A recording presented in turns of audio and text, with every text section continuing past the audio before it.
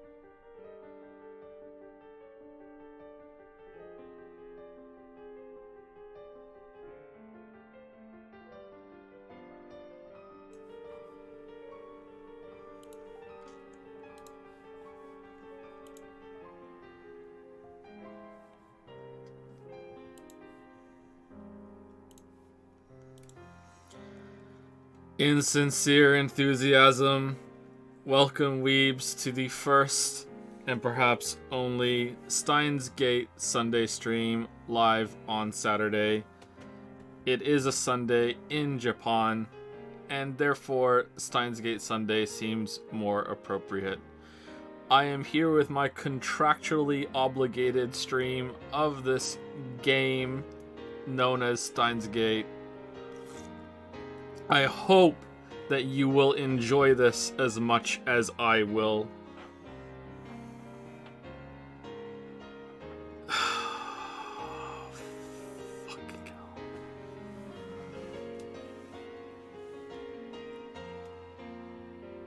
Alright, let me tell you a story, okay? Okay, alright, hold on.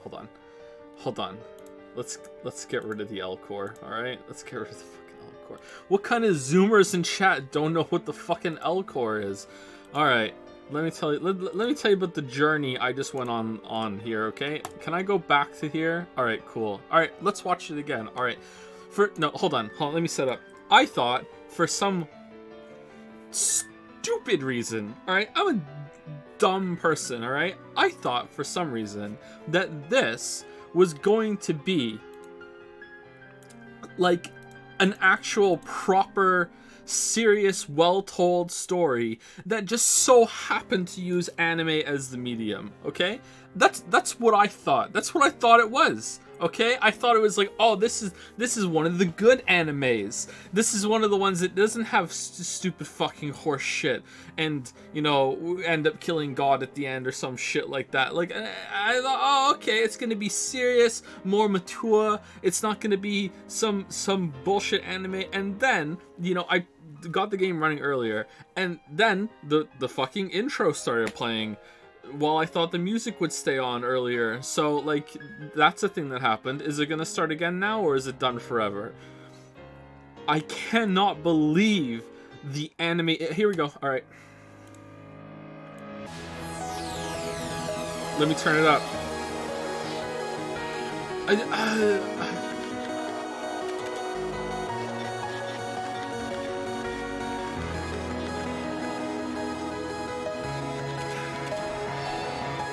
It's like the Danganronpa 3 intro.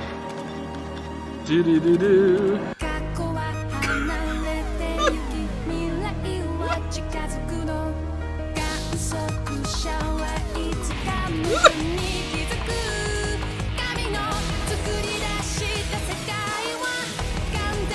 Bang your heads, weaves, bang your heads. Here we go. Oh man, what are the clocks mean? There's a maid. Of course there is. Of course there is. How could there not be a maid? Damn. I wonder if she's important. Alright, there's some satellite thing. That's in the intro. Okay.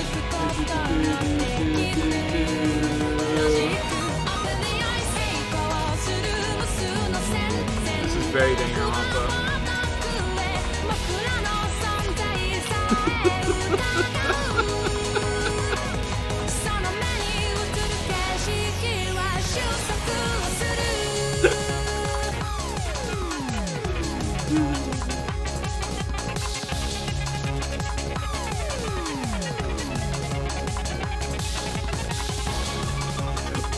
What's the tweet where the guy is like, you know, the story of the guy who has only seen one movie, and it was like some shitty like cartoon movie. It was like Toy Story or something or whatever. It's like the guy who's only seen Boss Baby. That's it. The guy who's only seen Boss Baby watching his second movie, getting some big Boss Baby vibes from this. That's literally me with Danganronpa. Literally every anime getting some Danganronpa vibes. Danganronpa is my Boss Baby. Alright, here we go. Alright, so, the weebs among you will be happy to know that I patched it, because apparently I have to patch a visual novel, alright? The levels and layers of bizarre that we are on today, I had to patch a visual novel, alright? With a fan patch to fix the font, among other things apparently. So, a lot of you have just breathed a weeby sigh of relief that I have patched it. All right, it's patched. I'm like the color scheme of the satellite is literally reminding me of Monokuma, and I'm seeing faces in the solar panels, and that bizarre ball thing kind of looks like Monokuma's head on all white on the top. Like, it's getting some real Danganronpa vibes from this right now, let me tell you. All right, so here we go. Yeah, it's patched. We are not going to be having voice acting on, although I was tempted. I think enough people listen to these and don't watch them that I'd like to cater to them, sorry. And I don't think we're going to get much out of it. So I think we have to go through here and just like hit insert on all of them to turn the voice acting off, right? That's how we do it. There's a Kiru. All right, here we go. I think that does it, right? Done? Okay. Do. What else? This is a weird menu. Voice volume. Ha! Let's leave that on in case there's any like special voices that happen at some point. Troll. I'm not trolling. No, why would we leave the Japanese voice acting on? It's not acted. It's just like, okay, hold on. Obviously the voice lines are acted, but there's no like animations tied to it. Like, why would you're just gonna have to read along with me and be like, oh, okay, I hope that you're reading.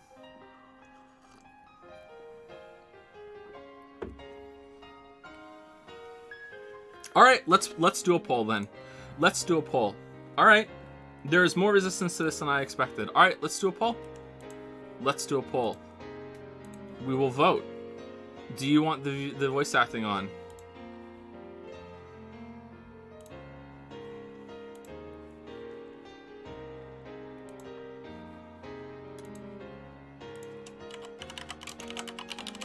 Okay, so here are the conditions, all right? Please, I'm going to wait like 30 seconds after I say the conditions.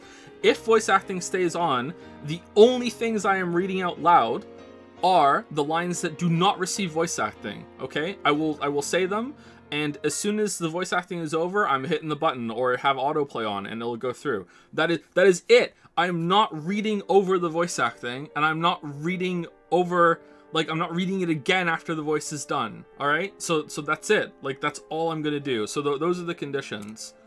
So if you want voice acting, like, if you want me to read it all out so you can, because you don't understand Japanese, you know, which is presumably most of you, you're going to have to read along the stream.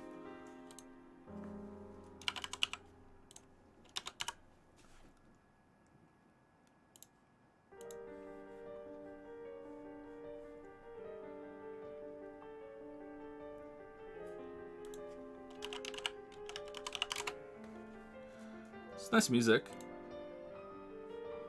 All right, there you go.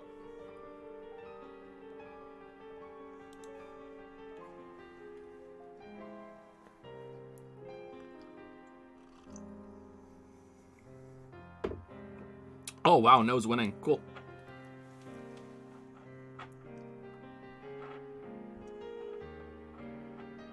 Oh, yes is coming back up.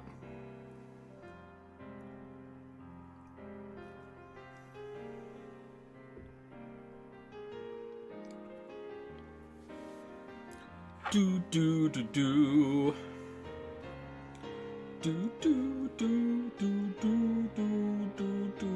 God, I love the chaos in chat right now. God, the chaos. The chaos gate.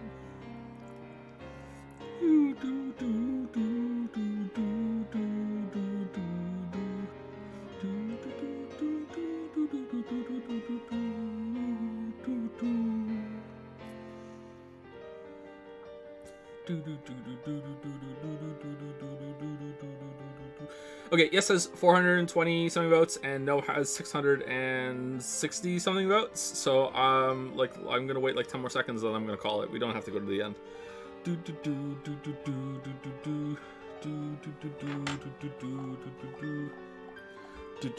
Have the voice acting down at a whisper level. Oh, that's a good compromise. Yeah, let's do that. All right, we'll have the voice acting down very, very low, so we can still kind of hear it, and I can talk. I can read it out over it somewhat easier, and maybe you can still get kind of a hint of the voice acting. That's a good compromise. I like that. All right, let's do that. Whoever said that, that's a good idea. All right, so this is the first and last time I'm ever streaming a visual novel, so please bear with me as I figure out how to do it. We might have to restart it and see. Also, I do want to say up front that I'm hamming it up right now. I'm interested in reading this and seeing what it's all about. Genuinely, I've watched the intro. And by watch the intro, I mean like the first 30 seconds that plays before the first voice line, because I just needed to make sure it worked. And it was interesting to me. So like, I am actually interested in it. Like, I've just been like shitposting and memeing a little bit because it is anime. But I had not seen the animated musical intro before just now. So I am a little bit put off by that. However, I do want to say, like, like, also seriously, that if this is a boring time for you all more than me, like, if I'm bored but you're all having fun, I'm okay with that. Like I'm getting paid to be here. You know, so if I'm bored, as long as I'm not like tremendously bored, like I'll stick through it. But if you're all bored and I'm bored, like if we're all bored together, I will not continue. I will not force this over the next few weeks. Like I'll give it like a good solid like 3-4 streams, and if it's like after that it's like, yeah, no one gives a shit about these anymore, then we will stop. Okay, I don't anticipate that happening. I just want to warn you up front, like before anyone gets like super invested in this. Like that's what I'm thinking, you know. So that's it. Anyway, so what should it be? Can I turn this back on now, or are these off? Like just turning it on? No. Okay, so I need to like. Okay, so like let's go like that low and see. If that's too low, we'll turn it back up a little bit. Okay, that might be too low. Let's see. I could also just turn it up and then turn the voices down in this one. But I think if there's like a special... Are there any special like cinematics? Because if there are special cinematics, I'd like them to be voiced actually.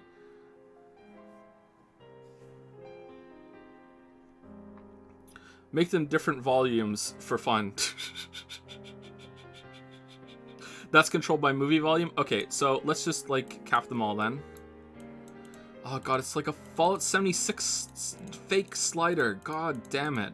All right, we put them all at the top. So what we're doing, in case you missed the compromise, is that we are keeping the voices on very, very, very low so we can kind of get the impression of the voice acting, and I'm gonna read it aloud, like, on top of that.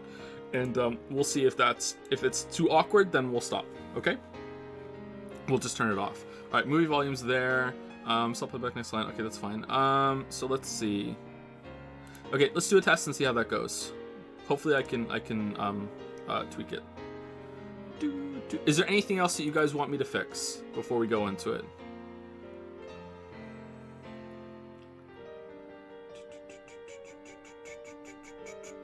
Disable sync.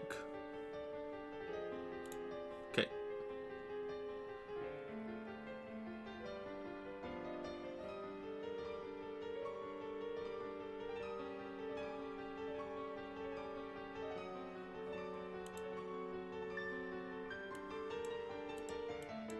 Message speed to max. Auto mode wait time. I don't know, up here I guess.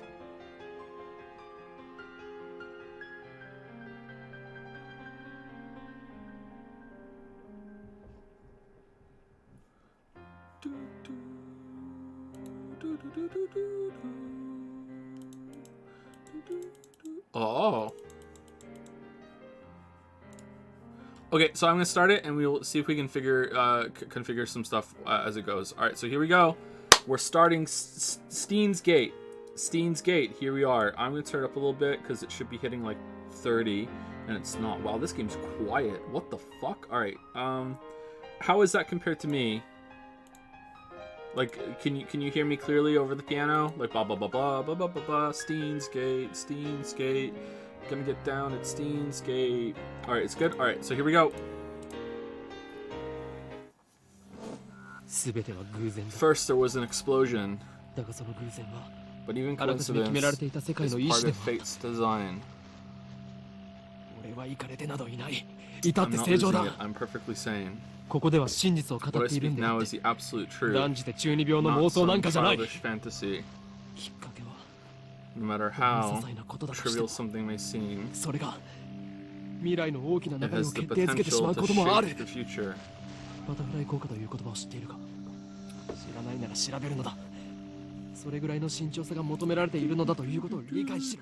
Yeah, it's really loud now. Okay, hold on. Alright, let's do a test here with this one now, too. Okay, here we go. So this one has some weird background noise. I hope that goes away. I didn't even hear, hey, what are you mumbling about? This is supposed to be voiced. Too loud?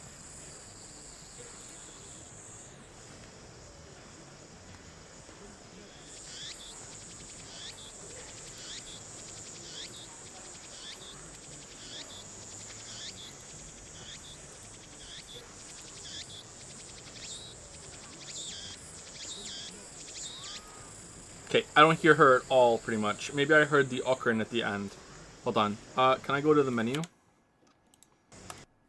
Menu, title menu, settings, config. Alright. So I need to turn the voice up a little bit. Can I turn, like, the background noise down a bit? Because it's fucking annoying. Sound effects volume down? Is that what that is? Hold on, let me turn it down all the way down to 0 and see if it goes away. Yeah, so it's that. Alright. Is that, like, just there the whole time? Because, like, because if not, if it is, we're just stopping now. Alright, let's turn it up a little bit. Alright, voice, like, up here. I want to hear her talk.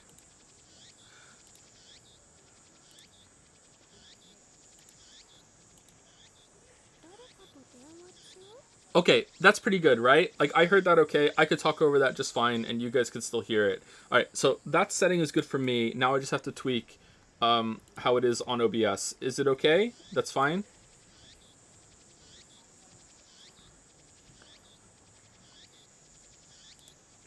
Am I too quiet? Okay, let me turn up a little bit on OBS then. That's a good setting for me.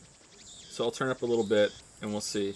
All right, so now you're at -15. All right, let's restart and see if it's okay with the intro. Okay. Sorry, we will have to tweak, and I will remember these settings. I'll take a screenshot of the settings, and then I'll know that for the next time that we play this. All right, title menu. Let's go back to the start. Cold play it up. Do. All right, so I'm gonna start, and let's see how it goes. 全ては偶然だ。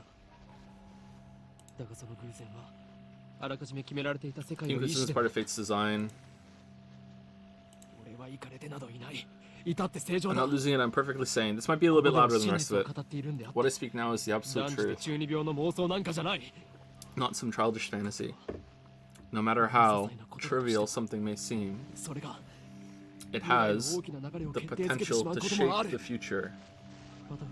Have you heard of the butterfly effect? If not, look it up. Boom. Then you'll understand how careful you must be. Unfortunately, I didn't understand. If only I had realized how dangerous my actions were, then I wouldn't have lost her. The future wouldn't have turned out like this. But how could I have known? How could I have known that by pressing that button, I would decide the fate of all mankind? I don't remember this happening when I played it earlier. Just think about it. The average human perceives just 10 frames per second, 1% of his environment. We're not nearly as clever as we like to think. We go about our lives oblivious to a million different things that happen around us every day. Even when something catches our eye, our brain forgets it a moment later. I want to tell something. Don't do anything careless. Don't do anything rash. Don't pretend you didn't see that. Don't stream anime. Pay more attention. The hand of conspiracy was always closer than you thought. Just waiting for the right moment to strike.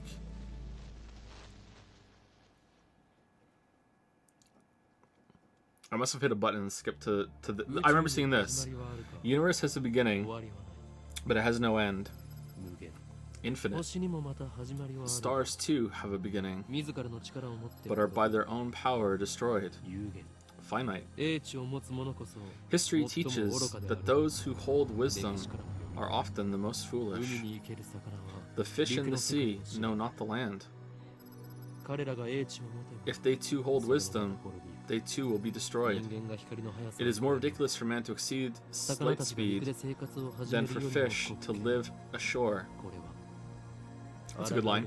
This may also be called Steins, God's final warning to those who rebel. Oh man, can't wait to meet her. God's gonna be at the end of this game. Gonna be big fucking boobed anime god girl. Higgs bosom chan.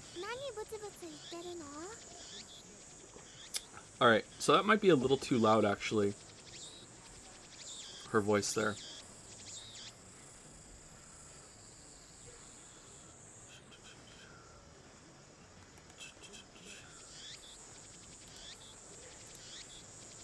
Anyway, okay, so sounds okay? We're good?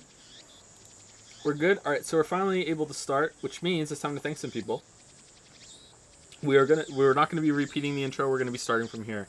I'm gonna say a quick thank you to Vandalize or Vandalize for the 4-month resub, Nihil the Sad Coder off for the 6-month resub, Nomafit for the 10-month resub, Glucose Knight for the 14-month resub, Big Zach Leon for the 3-month resub, Wife Divorce for 6 for the Tier 2 21-month resub. Thank you so much. Frickin' Moron for the 32-month resub, Automata for the 20-month resub, very fitting. Galuth for the 41-month resub, holy shit. Ironwrath for gifting a Tier 3 sub to Elspy Congru. I don't know what that means. Hopefully I'm not supposed to know what that means. Thank you very much, Ironwrath. Again, we do not deserve Tier 3 subs around here. Thank you very much. Thank you, Hug, for the new sub. Welcome, welcome. Thank you, XX My Lord, for the 6-month resub. Care Manag, or Manage, for the 37-month resub. Oh, you wrote how to say it, but I still said it that way. Care Maneg. There you go, Care Maneg. Let's see if I remember. Phoenix WM for the 6-month resub. Thank you very much. Thank you, Zero Draken, as well, for the 6-month resub. It's Just Athena for the 29-month resub. Jacko Bethwick for the new sub. Welcome, Jacko. Care Thane for the new sub as well. Welcome, welcome. And the last two on my list are Zorgox with 100 bits, Schleppel for the 26-month resub, and Phoenix Furion for gifting a sub to the unofficial patch. You won. The Weebs one where the Vampire the Masquerade fans didn't succeed. Unofficial patch. We patched it unofficially. Alright, here we go. Steins Gate, we're starting. Hey, what are you mumbling about? There's no sound from the phone against my right ear, only silence. I am baking in the summer sun. Sweat slowly slides down my chin and drips onto the asphalt. Wait, drips? Aw, man. Okarin, Earth to Okarin. A girl is standing in front of me. She calls my name with an inquisitive tilt of her head. We are about to infiltrate deep into enemy territory, yet despite the imminent risk of death, there is no hint of tension on her innocent childlike features. I cover my phone's mouthpiece and turn to the girl with an index finger to my lips. You talking to someone? I nod and put my phone back to my ear. Still no sound from the other side. My contact is wise to maintain silence. The whole area could be bugged. Alright, what bullshit's going on here? No, I was talking to someone. Everything's fine. I'm about to infiltrate the assembly hall. Still no reply. Looks like they just want my report. It's too dangerous to waste time talking here anyway. Yeah, Dr. Nakabachi got the jump on us, but I'll make sure he tells us everything. What? The organization is already on the move. Why is it red? I open my eyes wide to match my shocked tone. Damn. That's natural. The girl turns towards me in surprise. I sigh, shaking my head as I rub my temples. I see. So that's the choice of Steins Gate. Oh, there we go. Elspy Congru. Do. I speak the parting words, then pocket my cell phone. Steins Gate. Some know it as fate. To others, it is the will of God. Steins Gate, fate, Steins fate, fate gate. You could count on one hand the people in this world aware of its true nature. Really, though? In any case, we should begin the infiltration. I advance toward Radikan, which is just across the street from the train station. Of course, this is enemy territory. I can't just stride through the front door like an average person. Are those gotchas? But I bypass the elevators and escalators and head to the 8th floor by the stairwell. Oh, we're a hitman! Nice. Then I put on my clown costume. Shame, but I only make it to the 7th floor before I have to stop and rest. Ooh, who was that on the phone? The girl, Sheena Maruyuri, immediately resumes our conversation. She followed me all the way here, and she isn't even short of breath. I, on the other hand, am gasping for air with my hands on my knees. Who would have thought an 8-story building would be so tall? Can't be helped. I turn to Mayuri while wiping the sweat off my brow. Is this his waifu? Because it's Mayuri? Whoa. If I told you, I'd have to kill you. Oh wow, thanks, Okarin. Arigato. Mayuri smiles happily and doesn't pry any further. As always, she is quick to understand my position. Uh-oh. We know, yeah, here we go. We know each other since we were both little. I knew this was gonna be some bullshit exposition. Here we go. Mayuri is 16, 2 years younger than me, so she's more like a little sister than a typical childhood friend. I've been looking out for her as long as I can remember. I used to hope that Mayuri might become the key to Steins Gate, but now I've reconsidered. I don't want that terrible fate for her. She should live a normal life. This is my present wish. This is my design. 7F. Far cry from 1F. We continue to the 8th floor and enter the assembly hall. In front of us stands a cheap-looking stage with a podium and a sign reading Dr. Nakabachi? Nakabachi? Time Machine Press Conference. Okarin. Mayuri insists on calling me Okarin, but it's neither my real name nor my code name. It's just one of those annoying nicknames people use. Bachi? How many times do I have to tell you, don't call me Okarin? Okay, Okarin. Huh? But I've always called you that. That was then. I've since become Hoin Kayuma, the insane mad scientist hunted by secret organizations the world over. Mwahahaha, for fuck's sake. But that's too hard to remember. Alright, so we're Rintaro. Mayuri and Rintaro. Okay. In any case, new tip. What? In any case, Hoin Kayoma is my true name. Is it though? Kayoma. What's the red? Oh, okay, we'll never know. And besides, it doesn't even sound like Okabi Rintaro. You're weird. Ehehehe. Cease your foolish laughter. Uh-oh. Okabi Rintaro may be my real name, but I've rejected it for it is stupid. Really? You want me to quit? Why? I don't want to quit. We're just started. We have to get a fair chance. Wow. Holy shit, guys. What the fuck?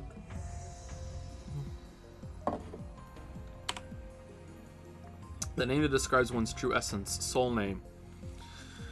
Oh my god. Shinny Bayou? What the fuck? Fucking, what's a fucking Shinny Bayou? The organization is the organization. Nice. Enemies is weak against guns. You should get hit by guns. Nothing more. Nothing less. Its formal name is something else, but even uttering that name is a death wish, because it's its true soul name. For that reason, all who know of its existence call it simply the organization. Alright. What the fuck is a Shinny Bayou? Is that somewhere in New Orleans? And so, it's... I also hate the derivative Okarin.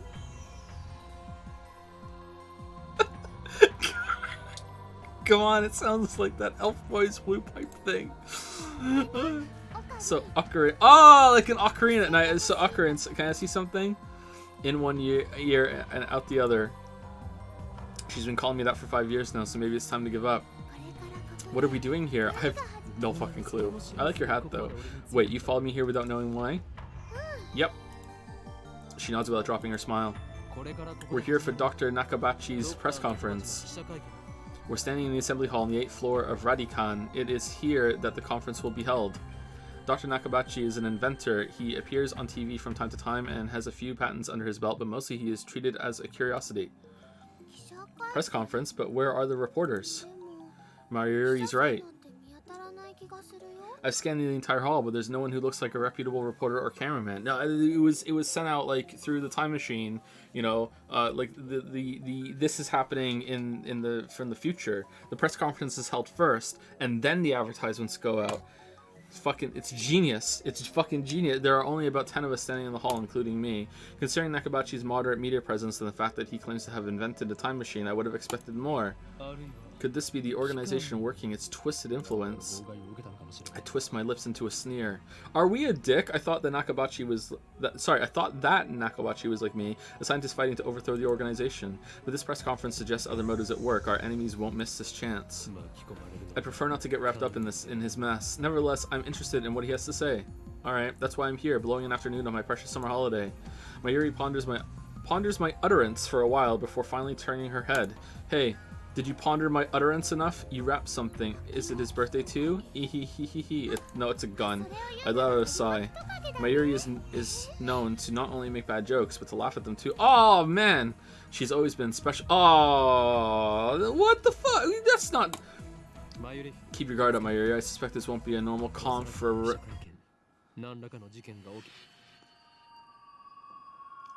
Fucking called out by the game. I didn't even finish my sentence. Yeah, I know, because it cut off with a hyphen. Fucking anime. What? Got a new tip. Electromagnetic wave. Are we under attack? Are they trying to fire our brains with electromagnetic waves? No, I'm sure it's just some bullshit. Waves that exhibit properties of both electricity and magnetism, first formally postulated by Maxwell in 1864. The electric field and magnetic fields oscillations cause them to mutually propagate each other, resulting in a wave that radiates through its surroundings. This is why it's called electromagnetic radiation. EM waves are divided by frequency into radio waves, infrared light, visible light, ultraviolet light, X-rays, and gamma rays. Come on, little gamma rays. All right. No, it was just someone coming into the room. Dust falls from the ceiling as the floor shakes. Oh, no, it's not. We're definitely under attack. It's coming from above, but we're on the top floor. Fucking meteorites. All that's above is the roof. That's where Chile is.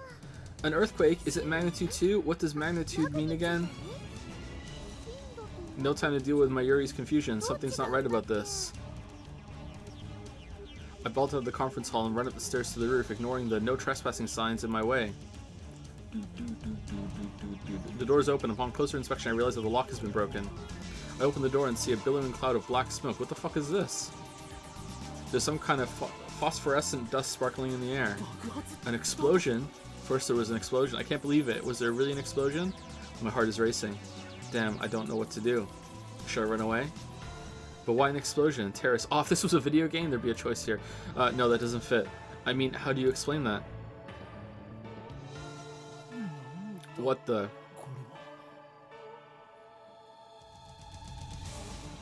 Excuse me? See, more faces here.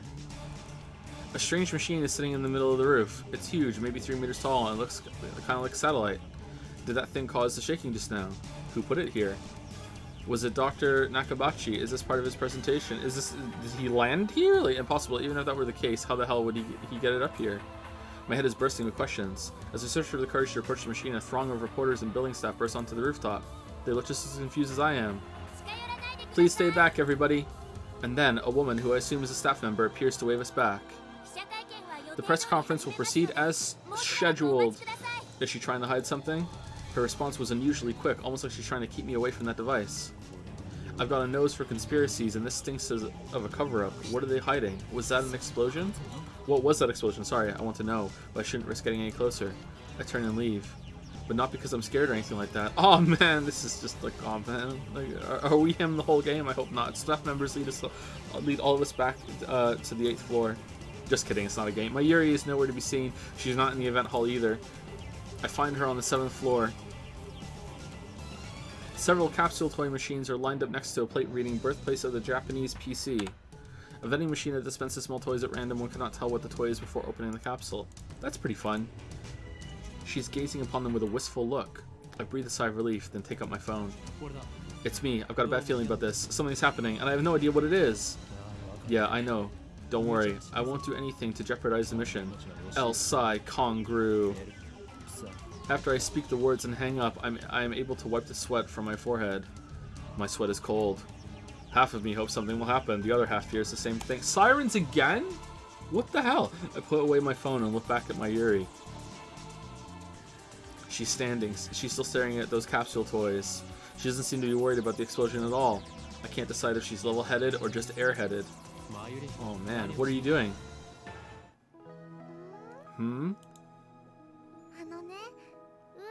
Well, I really want an Upa. Can't wait for you to just be like this secret genius that has understood everything. Just as I thought. Mayuri points to a capsule machine. The sign on the front says Raynet Keku 3D Character Doll Series. Is that... Oh, that's not it. What's the red? I thought the red would be... Is that just another link to the vending machine? Like, hold on.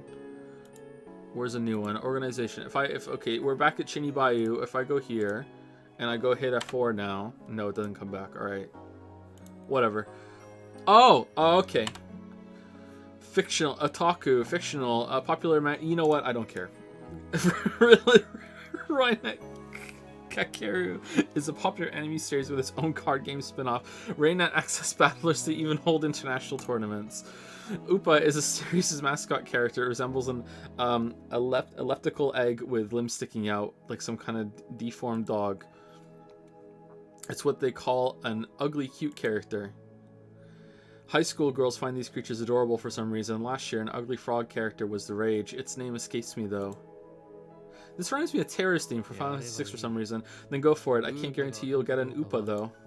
She will. Mayuri gives me a troubled smile. But Mayushi's all out of 100 yen coins. Mayushi is what Mayuri calls herself sometimes. I hate you. According to her, it's supposed to have a star at the end. Mayushi star. But who really cares? You know what? You know what, Rintaro? You're okay. So, can I borrow 100 yen, please? She holds her hands out with a look like a begging puppy. Looks like she was planning this from the very beginning. Well, at least she didn't say gimme. Do you think it's that easy, Mayuri? You'll get no money from me. Instead, I'll show you just how harsh life really is. I pull a 100 yen coin, set in the machine slot, and spin the lever. Ah. I open the capsule and take out the contents. Mayuri leans forward, eagerly, to see what I got. It's an Upa, and it's metal. A metal Upa. Is it rare? It's like a Duloc.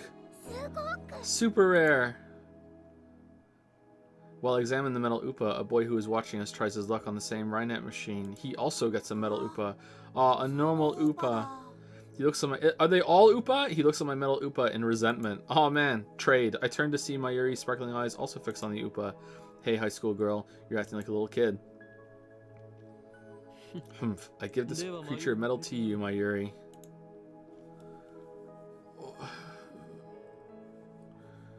What are we doing right now, chat? Honestly, I don't want it. Really? Are you sure, Okurin? The name's Honen Kayoma. Hehehe, thank you, Okurin. Is she doing it on purpose? Hope so. Thank you all for coming to Dr. Nakabachi's Time Machine press conference. I hear the announcement from the floor above. Sounds like they're starting. Okay, so that has to come back, right? There's no way that would just be a complete waste of time. I head to the stairs. It's like, if it's about time travel, do we like interact with that machine again in a different timeline and we get a different Upa or something? But Mayuri doesn't follow. Let's go, Mayuri. No. Give me just a sec. I gotta write my name. She's preoccupied with the metal Upa. I go on ahead. Oh, and then she died. Seriously, the sirens. Sorry, I thought having the window open would be better than having a fan. But maybe not. Without further ado, I am pleased to introduce the inventor, Dr. Nakabachi. Please welcome him with a big round of applause.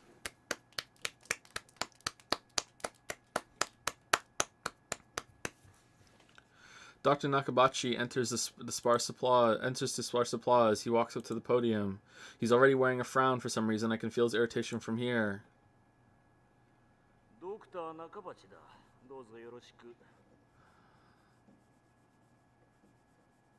Some of I saw this in the screenshot. Some of like the clothes and the hair in this game kind of look like space. It's kind of interesting, but also a bit weird. I am Dr. Nakabachi. Thank you all for... I hope I'm saying that close to correct, by the way. I'm not saying that wrong on purpose. Nakabachi takes the microphone and begins to speak, his voice bringing with confidence. The drip. Now then, ladies and gentlemen, allow me to begin with my theory of time travel, the greatest scientific breakthrough of the century. Did he really build a time machine? Mayuri appears after writing her name on the metal Upa. She's a bit late in more ways than one. Excuse me? What did she think a time machine presentation would be about? The movie? I take another look around the room. There are about 20 people now, including us, but still no media presence to speak of. So this is the extent of Dr. Nakabachi's fame. No one believes that he invented a time machine. I mean, it'd be pretty easy to prove, wouldn't it? I was interested in what he had to say, true, but my expectations were no higher than the rest of the onlookers. And a good thing they weren't. As he proceeds to explain his time machine design, my curiosity quickly turns to disappointment, then anger. Doctor! Are we the baddies? My roar silences Nakabachi and draws the eye of every person in the room. Do you take us for fools? Who the hell are you? Who the hell am I? Someone who knows you for a fraud, that's who. You stole your theory from John Teeter, and you call yourself an inventor. John Teeter... Wait, hold on. I know about something like this. Someone did some internet forum thing, but was that like a reference to something else too? Or is that... A self-proclaimed time traveler from 2036 who appeared on an American... Oh, it is that! Okay, on an American internet message board on November 2000. The internet went into an uproar, flooding the board with questions and debate. Yeah, he had to come back in time because he needed some old computer part or some shit. Wasn't John Teeter like a reference to something else though, or something like that? There was some part of the name was a reference to something. How fucking impressed are some of you that I actually know about that? Holy shit. Teeter posted pictures of his time machine and its control manual, as well as diagrams illustrating time machine mechanics. Complete horseshit. Complete horseshit. He also disclosed information on near future events, time travel, physics, history, and intervention, and multiverse timelines and world lines. And then, 4 months after his appearance, he left a comment saying, "I will be leaving this world line shortly, and this will be my final post," and disappeared. Yeah. Complete horseshit. But fun horseshit. Very, very fun. I like that kind of shit. Someone throw this man out. You're the one who we should throw out, Doctor. Have you no shame? You have no right to call yourself an inventor. Shut your mouth, you little pest. Little pest? Dead weight, just then someone grabs my arm from behind. Quite convinced it's an official here to throw me out, I turn around to glare him down. And it's a hot girl. Unhand me, you... Huh?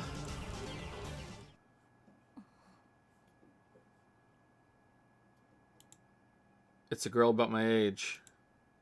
Her intense stare seems to challenge me. I take a step back. Her face looks somehow familiar. Where have I seen her before? In your dreams. Ah. We haven't met, but I know her face. It's Maki's Kirisu. Maki's? Maki-C? It's not Maki-C. Can we just call her Maki, though? Maki Kiri?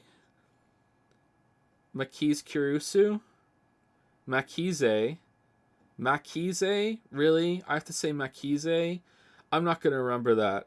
Like, Makize is going to become Kuze, like, in the next time I see it. Like, I'm just going to call her Kuze if you want me to call her Makuze. It's already Makuze. It's like, I didn't even do that on purpose. It's already Makuze. Makize? Maki. Let's call her Maki. Maki Kurusu. Makuze Kuze. A few days ago, my friend Daru showed me a magazine article titled "Girl Genius Gives Lecture in Akihabara." The article was about a 17-year-old girl who had just graduated from an American university. Her thesis was even published in a major scientific journal. Somewhat 17-year-old...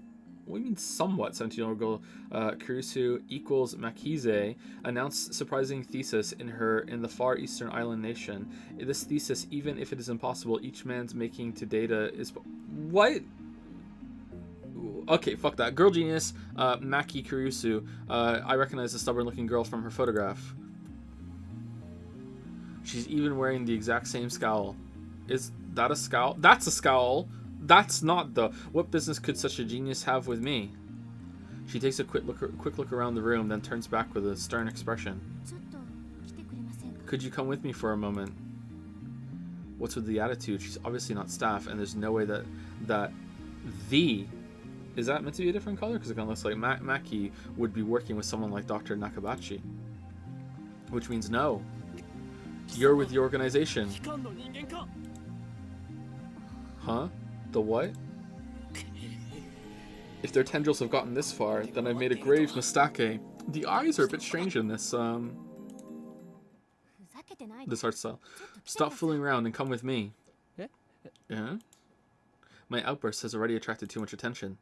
Nakabachi, in particular, looks like he wants to rip my head off. It must be mortifying to be exposed as a fraud by a bright young man like myself. Anyway, I mustn't draw any more attention to myself. If the organization gets wind of my presence here, it could endanger Mayuri, to say nothing of these ignorant civilians and the metal Upa. I let Maki lead me out of the assembly hall. Are they going to say full names the whole time? Because, like, damn. That's bumping up the word count. Skipping over that, we're going to be done 2 hours early. Try anything and people are sure to notice. What will your superiors say then? What are you talking about? She glares at me quite fiercely at that. Attractive though she may be, there's no innocence in her eyes. A beautiful agent unmatched in cruelty. My heart beats in exhilaration from the danger. Looks like chaos really does get my blood pumping. I just need to ask you something. What makes you think I'll answer? I know how the organization operates. Do you? What's with this organization stuff? Instead of answering, I take out my phone and put it to my ear. It's me. I've been caught by an organization agent. Yes, it's Maki Kurusu. She's a dangerous one. No, it's fine. I'll find a way to... Are you just talking to yourself, my dude? Whoa, what the fuck? Kurusu suddenly snatches the phone from my hand. Kurisu, maybe? Kurisu? What skill? I didn't have time to react. What are you doing? Huh? Your phone's off. Who were you talking to? Who are we? Can you kill him and then we'll just be you for the rest of the... Like, what is... Are we just RPing as someone who's important? Like, what? Her eyes pierce deep into my soul. I quickly look away. She's good. Is she trying to attack my sense of identity in order to cause a mental break? Recover. That this isn't enough to sway me. Your techniques don't work on me, but I'll tell you anyway. That's no ordinary phone. It's designed to deactivate the moment it leaves my hand. It's like a fucking gun in Metal Gear Solid 4. Which we're playing, by the way. It won the vote. Such measures are necessary to maintain secrecy. I know things that could get me killed.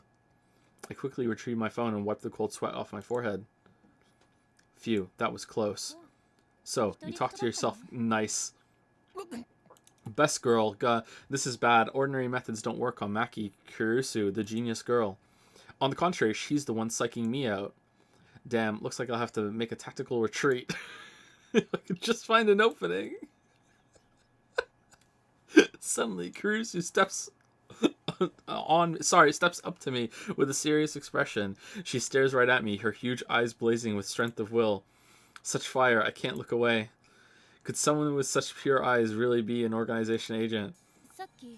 What were you trying to tell me earlier? Earlier? What are you talking about? About 50 minutes ago, before the conference started.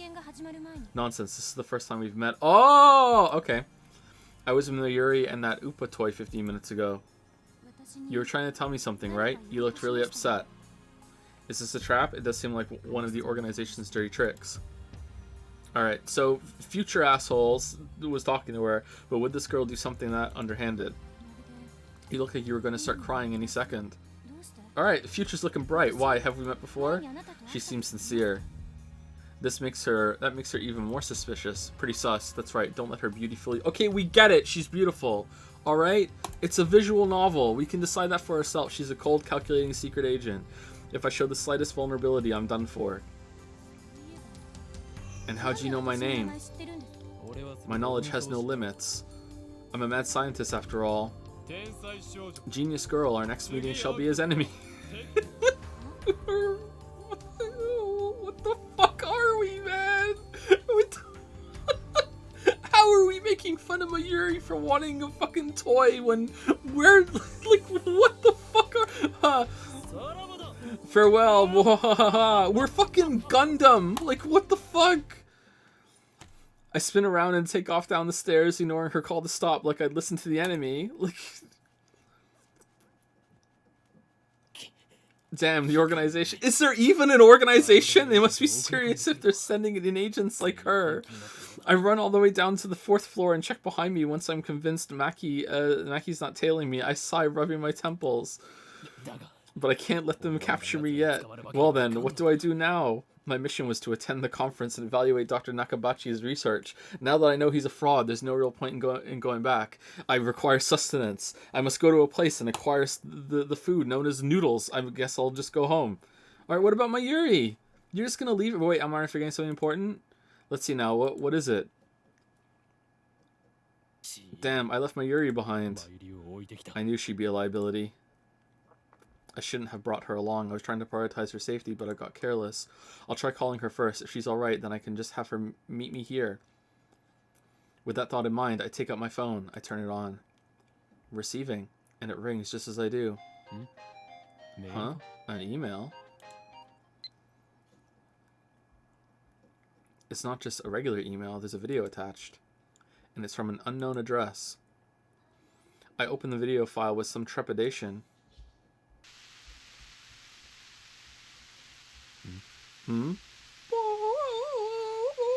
Okay, so what's that part in that actually might be a spoiler for that movie. Actually, there's a movie involving time travel, and a part happens with there's two versions of the same person in the same sort of area at the same time, and they're supposed to not have their phones, and like they're supposed to turn their phones off when they go back in time. And they accidentally one of them took their phone out, and that made a change happen. It was the first kind of change that they happened, and they didn't know. They were like, well, what would happen? Like, they didn't answer it. It's like, okay, I remember having that phone call when we were here before. What happens when like if there are two phones? Like, does it go to the closest one? Does it go to both of them? Like, if there's two versions of the same phone with the same SIM card, like what happens? And I don't remember if that was in resolved or not, but it was a very kind of like one of the most subtle like oh shit moments in the movie. It's a very very good movie. That's not a big spoiler. People have said the name of it in chat. Like, that's not a pretty big spoiler, but like I don't want to say the name of the movie just in case. There's nothing but noise. Is this a prank or some sort of Mackie style attack? Maybe the noise is some sort of make people go crazy frequency. Good thing I'm already crazy. Damn, wish I could hear it. No, wait, I don't remember giving her my mail address, so I'm probably just thinking too hard. I curse myself for being gullible enough to play the video. Yeah, but it could be a like an agent. You know, the agency has organization has access to everyone's emails. And more pressing matters to deal with anyway. Okay, this was fucking weird. All right. Imagine being in control of this. Like, wow. I stopped the video and called Mayuri's phone from my address book. Damn it, Mayuri, why won't you pick up? Looks like I'll have to go back to the assembly hall. Aw, man, fucking Mayuri got Norded, but things will get messy if I bump heads with Mackie again. Wait, don't tell me, did that femme fatale kidnap Mayuri? Damn you, that's my Mayuri, and is that how the organization operates? Leaving without Mayuri isn't an option. Call me overprotective, but she's like a little sister to me, and there's a very real danger that she might wander off somewhere the moment I let her out of my sight. Mayuri has always been like that. I never know if she'll be there when I turn to look. In a sense, that's why I became Hanoen Kayoma. Is that like your James Bond persona? Like, what the fuck I have to go back for her. She just goes along with this shit. The thought of climbing back up to the 8th floor is depressing, but I have no choice. We're on floor 4! What? That's nothing! Damn, what a hardship. Alright, when I get back, this guy still has not taken a seat. When I get back to the assembly hall, Dr. Nakabachi's conference is just finished. Nobody is on stage, and the phony inventor has already left. The 20 or so members of the audience are starting to pack. I can't believe this is still going in the same fucking conference room. What the fuck is this? I thought we were going to be trying to break into like a mansion, and there's a gate in the way. It's the Steins mansion. The Steins family has a mansion. There's a time machine in the basement, and we can't get past the gate.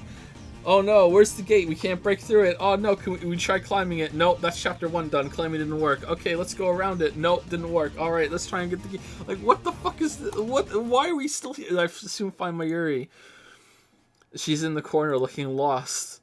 Well, at least she wasn't kidnapped. That's true. Even better, I don't see Maki anywhere. Heh, looks like I scared her off.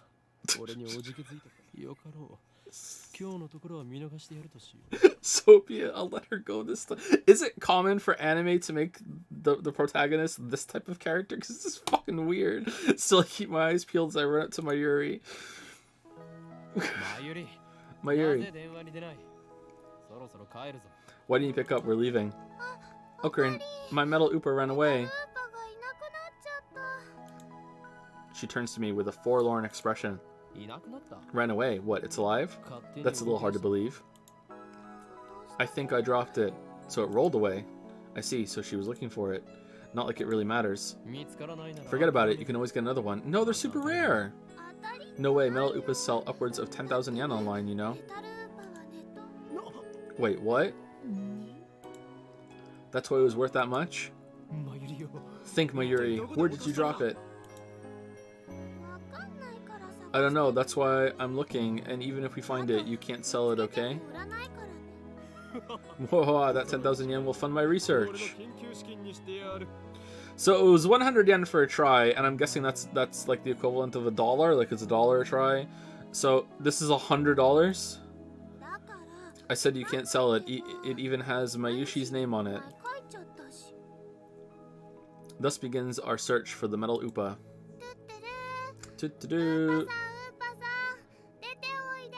Aw, she's adorable. Oopa Oopa, come out wherever you are. Mayuri tries calling its name. I don't know if she truly expects a response. By the way, Tuturu is Mayuri's catchphrase. It means, actually I've never bothered to ask what it means. Wow, we're a monster. Anyway, the metal Oopa is nowhere to be found. Maybe she didn't drop it in the assembly hall, but on the 7th floor landing near the capsule toy machines. Another possibility is that someone with an eye for rare items pilfered it. Just imagining the smug grin on that person's face makes me writhe in envy. I want to do a smug grin. What kind of man steals a helpless girl's toy? Is there nothing in his heart but the lust for money? As we want to sell it. Sounds like you, Ocarin. Well, wasn't expecting that from Mayuri. Why are you over there?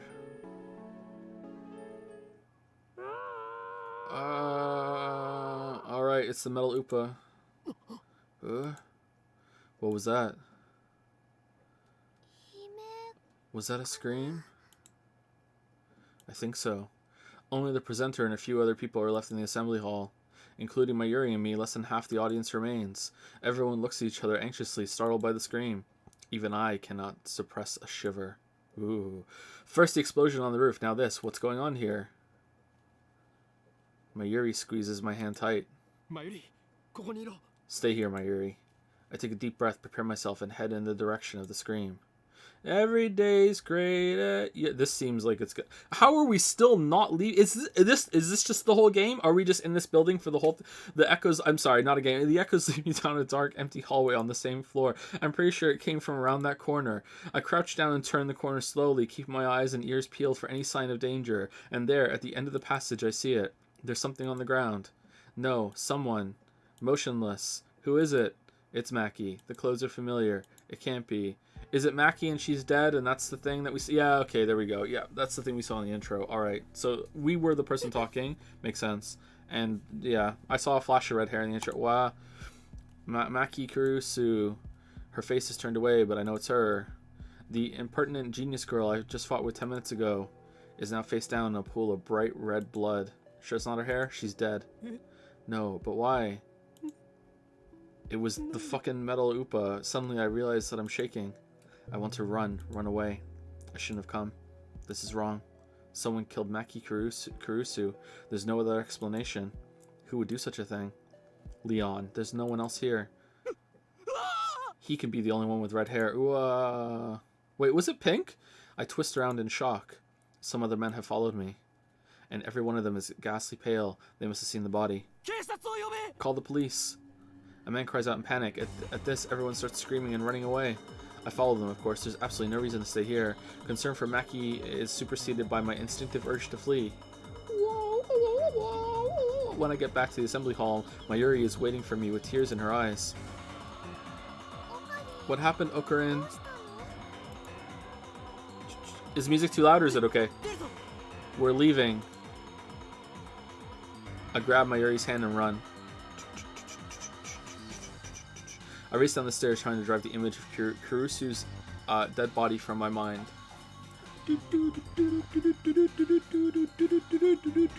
And real quick, so I don't get behind, thank you Vex002 for the new sub. Welcome Vex. Sorry that it took me so long to say thank you. We're into the reading right now. Thank you Legion7820 for the 20-month resub. Thank you King of Dunces for the 21-month resub. Cream Tangerine for the 100 bits. Sunday for the 4-month resub.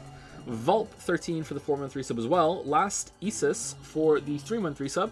History's Plushiest, that's an interesting name for the 3-month resub, thank you very much. And Grash Ok, or Grash OK for the 7-month resub, thank you very much. Tier 2 as well, damn, thank you Grash Ok. Hopefully I'm saying your name right. Are you still trying to draw the image of Kirusu's dead body from my mind? Okay, so far, like how long are we into it now? We've been live for over an hour, but with the intro shit and everything, I think we've only been into this for like maybe half an hour. So far, I'm a little intrigued. I'm not hating it. I'm cracking some jokes just to be funny, but well, trying to be funny. Like I'm not hating it. I'm interested. I want to see where it goes. The art is okay. Like I'm not like, oh my god, this is beautiful. But the art is okay. Like it's fine. Like it's doing the job. Like it's a bit strange, and I kind of like that it's a bit strange. The main character is really weird, and I'm like interested in seeing where it goes. I like time travel stories, so I'm assuming there's time travel. Maybe there's not. Maybe it's fake out. But the best part about it so far is the music. The music's pretty good. I like the music, but I can't. Big Danganronpa vibes. Yeah. The redness of her blood is burned into my mind more than the sight of the body itself. This was my first time seeing a dead body. Is this what it's like? First time so far. When I realized that she was dead, I felt chilling terror and a surge of nausea. But that was all I felt, fear and disgust. Shouldn't there be something more? I guess I just didn't know her that well. Yet.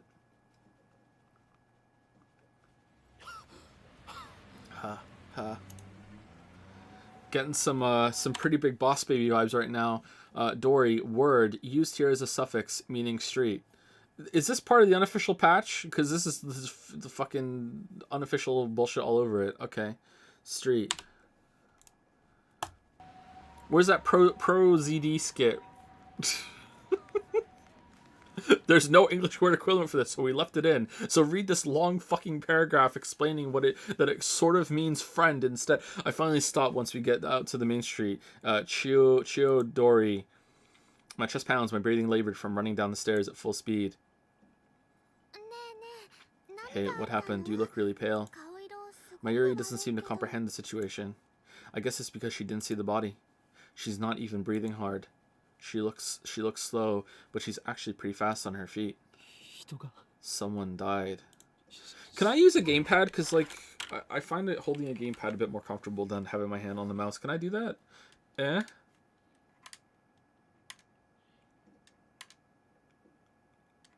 I just got an achievement. Alright.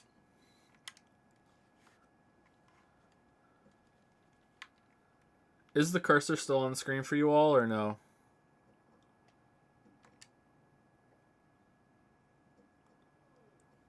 Yeah, it is. Okay, hold on. Alright, is it gone now?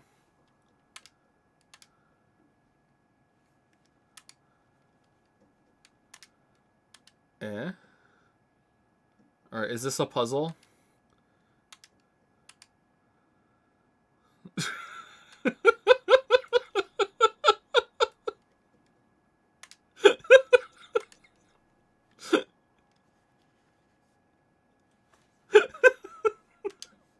What?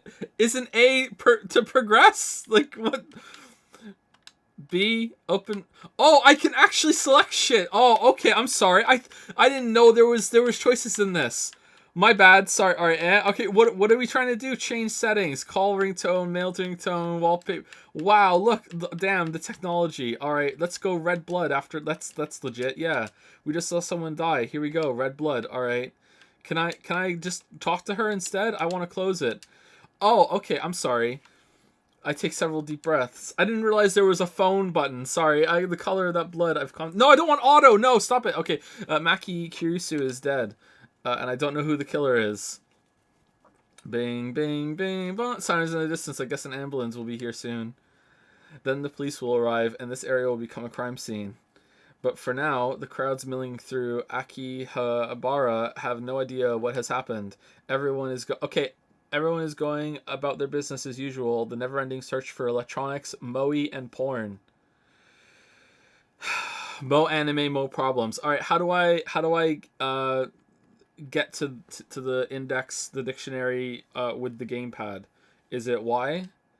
No. Is it X is auto? Is it left bumper? Oh no! Oh no! Oh no! Okay, go back to Y. Oh my god! Okay, holy shit! All right. That was really bad. I take my phone out of my pocket, perhaps out of reflex. I'm not sure what I plan to do with it, but I know my friend Dario. Tell him what happened just now, since he knows about Maki Kirusu. I suppose it might be disrespectful to the victim, but my adrenaline is pumping. I can't make calm decisions after witnessing something like that firsthand. That's how humans are, after all. Or maybe it's start? No, select? It's select. All right, here we go. Here we go. A word used to describe character traits that are cute or endearing includes flaws such as glasses, whoa, clumsiness, or ditziness. Whoa, how is ditziness a flaw? Also used to refer to the culture of entertainment centered around characters who possess such traits. Pronounced mo. All right. We're not special as we like to believe. At the end of the day, we're nothing but dirty slime-like flesh. That's a line. Our souls fester like semen left to rot in the womb. What the fuck? That's how we humans are. Is this the real Rintaro now? While wallowing in a bit of angst, that was a bit of angst. Okay, we killed her. Like, what the fuck? I begin to type on my phone. I'm a huge edgelord, short and stout. Fucking Sephiroth is my handle. This is my pout. Someone stabbed Maki Kirusu. Looked bad. Hope she's okay. Don't know who. Someone stabbed Maki. Don't know who. Looked bad. Hope she's okay. I don't know if she was stabbed. That just seems like the most logical explanation given the amount of blood and the absence of a gunshot. We didn't see that either. On the other hand, I didn't write that she was dead, even though I'm pretty sure she was. I can't exactly explain why I didn't. If I had to say, I guess I felt like writing it down. I felt like writing it down would set it in stone. It might make me feel guilty as well. The thought brings a smirk to my face. It's not like I'm the one who killed her. Why should I feel guilty? Actually, I did. What you didn't know is that when we heard that scream, I went into the hallway, is that I went down and I pulled out my fucking shot put ball and I threw it at the back of her head and crushed her against the floor. And then I ran back out and I didn't tell you that. And then I opened the door and went, oh my god, oh no, Maki's fucking dead. Oh no. I just saw someone's death up close, and only a few minutes later I'm smiling. Am I really that cruel and cold? Well, you changed your fucking wallpaper to blood. Well, I am a fiendish mad scientist, so that suits me. I finished typing and placed my thumb over the send button. And then I pressed down. Sending. This is dramatic. Failed. Uh-oh.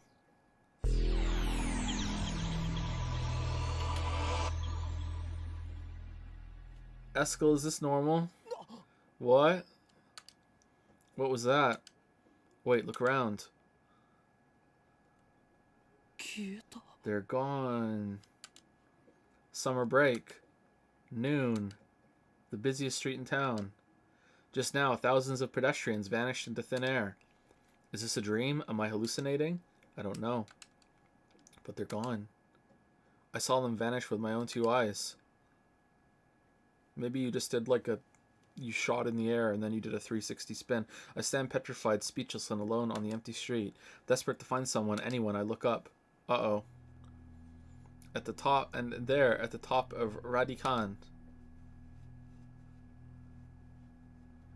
Sticking out from the 8th floor event hall where we just were. Is a crashed satellite. Crashed. Sorry. I have problems pronouncing D's and T's. 5 P. Okay, I don't know what that means.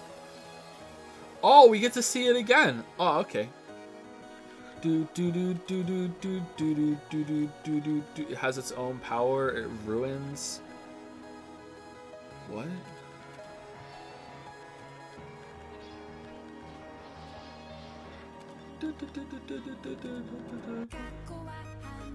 Back in the time. Okabe Rintaro. Ashida Itaru. Makizi Kurusu. Shina Mayuri. Amani Shizuo. Forest Nyanya. Oh, fuck off. Yurish. What? That's too fast. Kiryu Moka. Kiryu's a girl?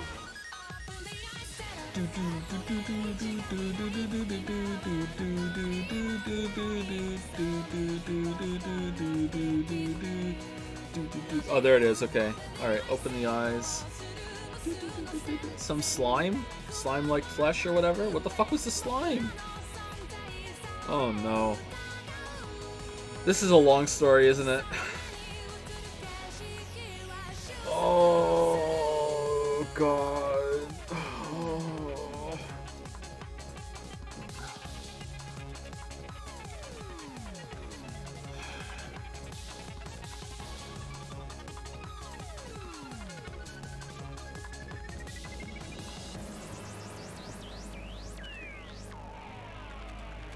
Steins gay.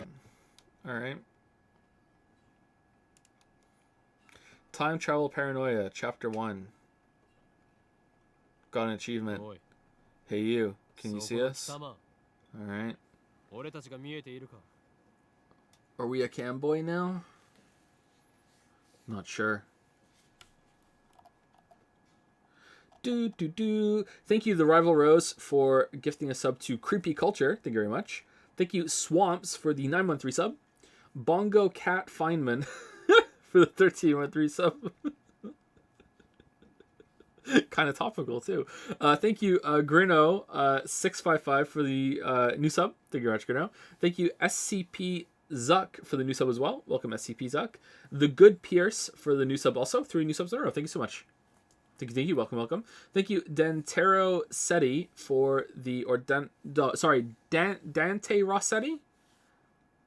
Probably that. All right. There's no capital letters. Sorry, so it's hard for me to tell. For the 4-month resub. Thank you very much. Thank you, Scott713 for the 2-month resub, and thank you, Piscia Tapeti, I think. Hopefully close for the new sub. Welcome. Thank you very much, Tapeti. All right. Let me click back over here. And if I hit A, there we go. Hey, you can see us. Why won't you answer? I'm asking you a question. Yes, you on the other side of the monitor. All right, are we breaking the fourth wall? So if I press B, the phone comes up. Oh, right now it hides the text box in case we want to see something that's behind it. Okay. Your silence only strengthens my hypothesis. I suppose that from your perspective, it appears that we are the ones inside the monitor. But that's where you're wrong. God, I hope he's talking to his goldfish. For it is you who are inside. Your reality is nothing but lies and shadows. Naturally, that includes you too. True reality is on this side of the screen. Wow, this is deep. Don't believe me? I don't blame you. Few are those who can handle the truth. But no matter, I shall speak in simpler terms, easy enough for even you to understand. This is the Future Gadget Laboratory, located in the Akihabara district of Tokyo. We call it simply the Lab. Our purpose is to shelter the system and plunge the world into chaos. Still not sure if he's just making this shit up. All right, we're back in the Chinibayu. The system is the means by which the organization, maintains its grip on humanity. Its full scope is too vast to comprehend, but suffice it to say that the system gives the organization influence over government, religion, media, culture, and science worldwide. Most people do not even know that their lives are controlled by the system. It is so deeply embedded in the fabric of society that modern civilization would not be able to function without it. Destroying the system, therefore, would plunge the world into chaos. Oh, so the system's money. Okay, cool. Really? You shouldn't do bad things, Okurin. Quiet, I'm a mad scientist, remember? From the station, head down Shuodori until you reach Suhirocho Station. Then take a left onto Kuramaibashi Dori. In the alley before the traffic light, you'll find the rundown Ohiyama building. The lab is on the 2nd floor. On the 1st floor is a store of ill repute called the Bronze Tube Workshop. You can't miss it. It deals exclusively in CRT monitors of all things. Aw, man, nostalgia. Can you imagine, even in the heart of Akihabara's electric town, the demand for CRTs is practically non-existent.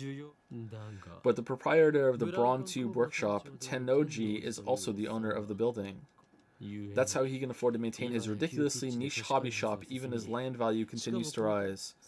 He may seem a rough sort, but he was no match for my charisma. Now the entire second floor is mine for next to nothing. Yeah, that's a bunch of bullshit. I digress. The Future Gadget Laboratory is currently experiencing a severe shortage of manpower. We welcome dedicated scientists from all fields to apply. At present, our researchers are... Ocarin, you've got to say lab mems, not researchers. Lab mems? Our lab mems, laboratory members, are 3.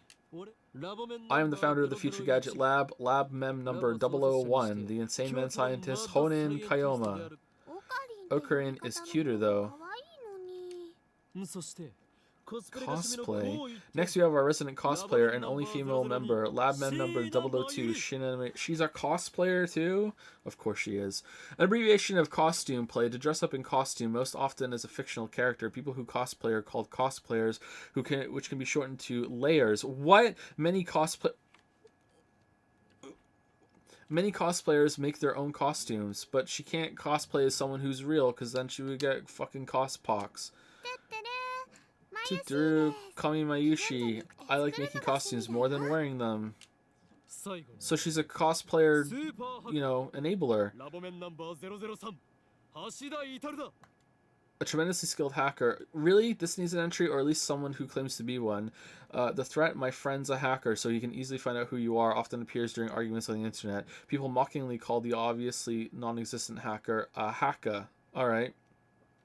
So, is this gonna get like meta with these fucking tips at some point? Because like seriously, that's really superfluous. Like what the fuck? Unless we have our resident super hacker, labman number 003, Hashida Itaru. Stop calling me that. It's super hacker, duh. Here at the Future Gadget Laboratory, we devote ourselves to the art of invention. This is why we're just bullshitting. For details, see our lab's homepage. Our top priority, of course, is to develop weapons for the war with the Dark Dominion, but that research has spawned a number of offshoot inventions. In fact, that's all it spawned. Is this... Okay, 7/28. I can't remember what day it was before. Is this before what just happened, or... Newpon? Our arsenal of future gadgets is up to 8, but this is just the beginning. I have a total of 108 inventions to create. Like in that tennis manga, right? I get it. I don't. Where's the fucking entry for that one? Oh, thank you. No, it's the number of earthly desires in mortals, you @channel junkie. Fictional, Japan's most popular message board, covers a wide variety of topics from hacking to cooking to anime to current events. Oh, okay, it's Reddit. Okay. And I thought I told you not to interrupt me when I'm talking. Yeah, I wouldn't want to interrupt you talking to yourself. I'm not talking to myself. Can't you see I'm talking to the person behind the monitor? He just grinned. What are you grinning about, damn you? You don't even exist outside that monitor. Just say, don't look at me. On the internet, it is an unwritten rule to say this whenever you see an image of someone or something looking towards the camera.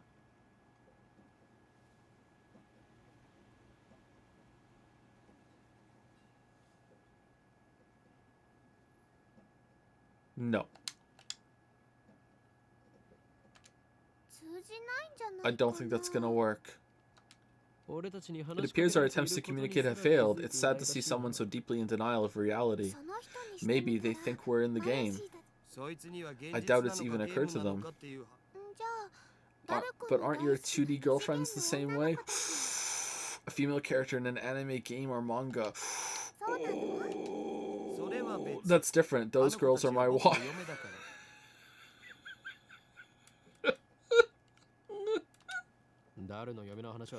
Nobody cares about your harem. But Mayushi touched upon a very interesting theme, you know? What if we're actually just characters in a game? Any way we can know for sure? Nah, you're not. This isn't a game. No. Come on. Such questions are meaningless. Our time is better spent thinking of ways to destroy the system. Nice Chini Bayu, bro. Literally 8th grade syndrome. Wait. Oh.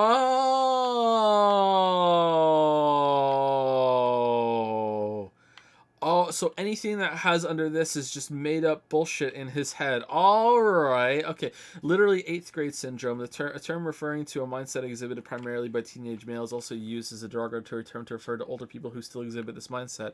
Characterized by an affected attitude of nihilism or cynicism, extreme self-centeredness, delusions of power or superiority, and a consuming fear of being treated as a child. The person exhibiting these symptoms believes that they are cool, but most observers find them pathetic. Chinibayu, which is often abbreviated Chini, also refers to the fictional tropes that teenage males often enjoy, such as an ancient conspiracy. Oh, he really is Gundam! Superpowers, especially powers sealed in a character's eye or arm. Norse mythology, battles for the fate of the multiverse, etc. The consummate Chinibayu case will work such elements into his own personal backstory. Okurin is a textbook example. Damn, alright. And why are they friends with the Chinibayu? I step back from the monitor. The fuck is that? Displayed on the screen is the ugly cute character Alpaca Man. A mammal. This is not Chinibayu, a mammal related to the camel. Average weight 50 to 55 kilograms. Average length around 2 meters. Habitat Peru, Bolivia, Chile. Oh, nice. Recent. Alpacas can even be found in America and New Zealand. Unlike camels, alpacas do not have humps. Their bodies are covered with fluffy fur. Due to their strangely long necks and charming faces, they have some popularity as an ugly yet cute animal. This is a game called Alpaca Man 2, where you speak to Alpaca Man via a microphone and watch him react. The game exploded in popularity when it was released 10 years ago, but personally I find only the ugly part of ugly cute to be true. I bought it yesterday, 500 yen used, headset included. Nice. I turned to Daru with a menacing glare. Is this one of your wives? Shut it, Haka. I'm no Chinibayu, patient. Alright, the music is a bit loud, isn't it? Should I turn it down a little bit? I feel like the music's a bit loud. I sweep my hair back and flash a devilish grin. Can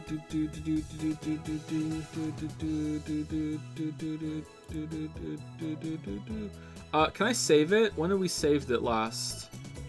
Oh god, good thing we saved it. Holy shit, what if I accidentally went to the title menu?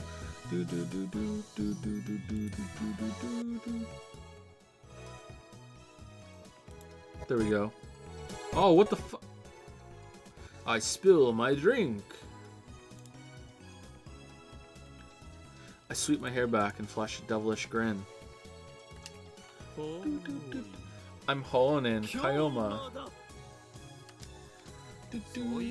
That's your character's name, right? It's too quiet now? Oh, sorry, it's really good for me.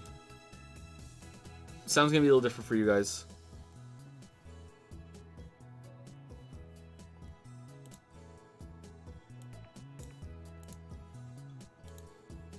Alright, there you go. I turned up the time a little bit.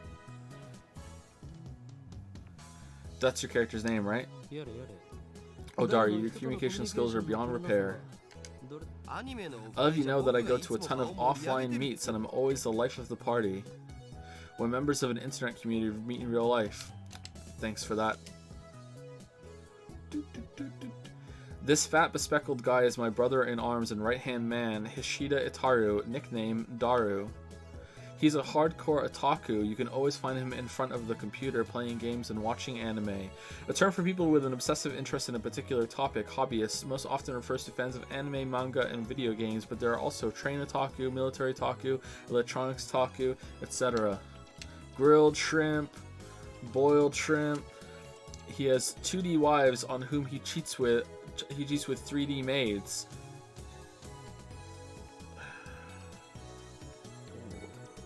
I don't agree with his preferences, but to him, anything's fine as long as it's Mo. He's the reliable and skilled partner who brings my ideas to fruition. Despite his insistence that software is his forte, he shows remarkable aptitude with hardware as well. Oh, the needle bit my finger. Did we kidnap her? Over here, nursing her pricked finger, we have Sheena Mayuri, a 16-year-old high school student, if you can believe it. I've known her since we were both small. She's also an otaku, nowhere near Daru's level, though. This ditzy girl is in charge of the lab's official costume division for women, and today she's working on costumes at her usual leisurely pace. Why does the future gadget laboratory need costumes for women? It doesn't. The truth is, Mayuri is completely useless. Wait, Useless? Still, there's no way I would ever kick her out. After all, she was the first one to join the Future Gadget Laboratory. I still remember the day Mayuri first came to the lab. It was spring. She said to me, "I'm Mayuri. I'm now a part of the team."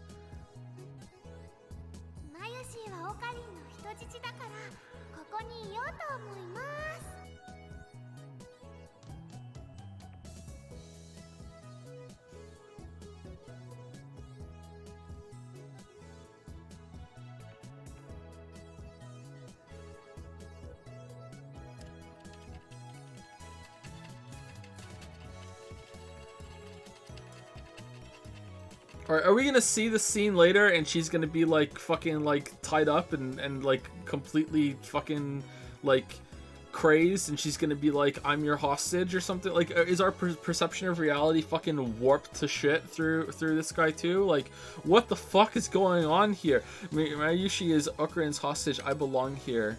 Getting some pretty big Danganronpa vibes. Well, that certainly was cryptic. But her offer was my salvation.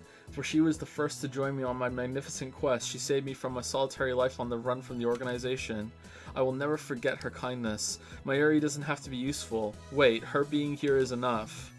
I really need to pee. Alright, half an hour? I think we can wait half an hour. So, did Alpaca-man say anything? Yeah. Nope, nothing. The human-faced alpaca inside the monitor was completely unresponsive. So unresponsive you think the game was bugged. Alright, is that who you were talking to? Or is this a different screen you were talking to? Whatever, I give up. Never again will I play this boring game. Damn antisocial alpaca. I curse his name and smack the TV. As soon as I do, the TV makes a sound like it's shorted and then the screen goes black. I change the channel. Nothing. Check the power cable. Nothing. Whack it again. Nothing. I guess it's broken. Damn. This crummy TV is on lease from the Brawn Tube workshop downstairs. It's probably just old. You made Mr. Alpaca angry. Damn, I'll have to get it repaired later. Toru's pretty good at hardware though. Maybe he can fix it. I turn off the TV and lie down on the couch. I'm fed up with the humidity of Japanese summers. I stare at a conspicuous stain on the ceiling while fanning myself. How are you funding this, my dude? I close my eyes, and what naturally comes to mind is that impossible scene I saw an hour ago. Or is it like Friends that we're not supposed to question how he wait, an hour ago the satellite fell on the building? It's been an hour? You came back and played Alpaca-man? What do you mean? She just died! Fucking, and you went home and played Alpaca-man. What do you mean? What is wrong with you? They're gone. As I left Radikan, everyone vanished before my eyes. I can't explain it. Alright, time to fucking relax and unwind with a fucking rollicking game of Alpaca-man. And it wasn't just the people on the street. The people in the stores, gone. In the restaurants, gone. Even the cars vanished, drivers and all. And it all happened in the blink of an eye. Suddenly, an empty city spread before me. I could still hear the music from the stores, but those catchy melodies were the only sounds of life remaining. Heat was rising from the asphalt in waves, but I only felt a cold chill down my spine and a cold sweat. I just stood there, breathless until... What's wrong? Mayuri's voice brought me back to reality. Mayuri hadn't disappeared. She was right there, looking at me with questioning eyes. Everyone disappeared just now, right? Huh? You saw it too, right? Just now, before our very eyes. Panic took hold as the enormity of what had just happened struck me. Unable to control myself, I grabbed Mayuri by her slender shoulders and shook her. Did you see it, Mayuri? You saw it, right? Huh? Mayuri's head flopped back and forth from my shaking. I didn't see anything. Or is everyone back then? Or... You didn't? Or it's just like she doesn't realize everyone's gone because she's an airhead and you went back and he's like, I should probably tell my hacker friend that, you know, everyone's gone. But first fucking the latest episode of Alpaca-man, you didn't? I stopped shaking her and looked straight into her eyes. She returned my gaze with eyes clear as glass marbles. Let's race. You saw nothing? Nothing at all? There were people here a second ago, weren't there? There were? Even the store employees are gone. That's impossible by any measure. Of course they are. Her reply didn't make any sense. It was like this when we got here. Oh, I know. You're seeing things, aren't you? I'm sure it's because of the heat. Tuturu. Do-do-do. How could she laugh at a time like this? I always thought she was a bit strange, but maybe her brain is actually broken. I realized that she couldn't help me. With nowhere else to turn, I looked up at the bright blue sky. There wasn't a cloud in sight. The scorching summer sun shone bright through the gaps between Akiba's buildings. Naturally, my eyes drifted to the top floor of Radikan, where I had been just a moment before. The biggest, most awful satellite. There it was, an enormous machine, like some kind of satellite, embedded in the roof of the building where not 5 minutes before I had found Maki Kurusu's body in a pool of blood. What happened to her? Just before everyone disappeared, I could have sworn I heard an ambulance siren. Maki might still be in that dark, narrow passageway, cold, bloody, and alone. The thought disturbed me, but the question at the forefront of my mind was, I wonder if the Alpacamon game's working. What the hell is that satellite doing there? Yeah, that too. Right before Dr. Nakabachi's presentation, the building shook like a bomb had exploded. The roof door lock had been broken, and beyond it, someone had placed a satellite-like machine, shrouded in smoke and glowing dust. When I first saw it, the satellite was on the rooftop, under the table, but that's not what I was seeing now. This satellite had penetrated the top floor of the building, obliterating the room where Dr. Nakabachi's press conference had been held. It must have fallen out of orbit without burning up in the atmosphere somehow. I knew it was crazy, but what other explanation could there be? The real question was, when did that happen? Mayuri, about that satellite. Yep, what a surprise, huh? What do you mean? What was a surprise? It made a huge kaplow sound. A huge kaplow? It certainly did make a sound, but I don't think it was kaplow. I'd say it was more like zen. Did that satellite fall out of the sky?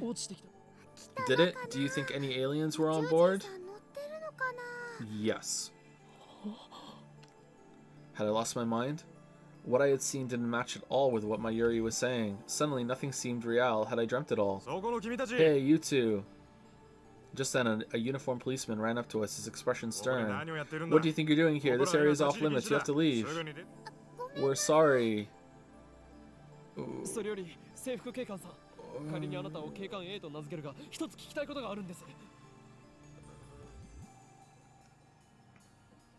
So we're in the future right now? First, my good man, let's call you Officer A. I have one question. Officer A? Thousands of people just vanished. You saw it too, didn't you? What are you talking about? Get out of here. I was quickly losing confidence in my own memories. I decided to tell him about Maki Kurusu and get him to call an ambulance. Sorry, get him to call an ambulance, but before I could... Look, I don't have time for your nonsense. The policeman took me by the upper arm and said, get the fuck out of here. No one got stabbed at Radikan. What? How could he say that with such certainty? Yeah, that's weird. While I was still trying to comprehend, like, even if that's the truth, what? Situation policeman forcibly led us away. Ooh. We were escorted up to UPX and released. Fictional, a major office building in Akihabara, and then I went back and played fucking Alpacamon. There were people at UPX like usual. Actually, there were far more people than usual. The place was packed. Just as Officer A had said, Chewbacca had been blockaded by police, so nobody could enter. There was nothing we could do, so we headed back to the lab. And that brings us to the present. I'm baffled. Did the whole hour since the beginning of Nakabaki's presentation really happen? I check online for any news, and I was buzzing about the mysterious machine that crashed into Radikan. All of the major stations in Tokyo, even To TV, are running special bulletins about it. Fictional television network based on Tokyo. To TV airs more anime than other commercial television networks, making it a favorite among otaku. When a major news story breaks in Tokyo, most stations interrupt regular programming to deliver a special bulletin. But not this one. To TV is the exception, which has given rise to the joke, if To TV cuts to a special bulletin, the apocalypse is nigh. Oh, shit. Well, shit, the apocalypse is nigh. Fortunately, it doesn't look like anyone was hurt, but Chodori is still closed off. Akihabara Station is jammed with reporters and curious onlookers. Nobody has mentioned anything about the disappearance of thousands of people from Akiba streets, nor about Maki Kurusu's murder. Okay, I would very much like to know what time it is, and, like, what time it was when we first went there. Like, would he have realized that if there was something going on, or like no, probably not. It's all a mystery. A mystery. I see. So that's it. From the sofa, I spring to my feet, a wide grin on my face. Daru and Mayuri turn and stare. This is all an elaborate cover-up by the organization. Their influence has corrupted local law enforcement, which means our entire government may already be under their control. My god. You know what? That sounds legit right now, but they underestimated me, for I am not so easily played. One day, I will expose their deeds and put an end to their reign. You will regret your words and deeds. Having come to a satisfactory conclusion, I take a celebratory bottle of Dr. P, my favorite soda, from the fridge. No tip for Dr. P? The lab has no air conditioning. Ice-cold drinks are essential. Elixir intellectuals, a drink fit for a genius. No, not intellectuals, intellectualis? Cola's better. I agree with Itaru. I agree.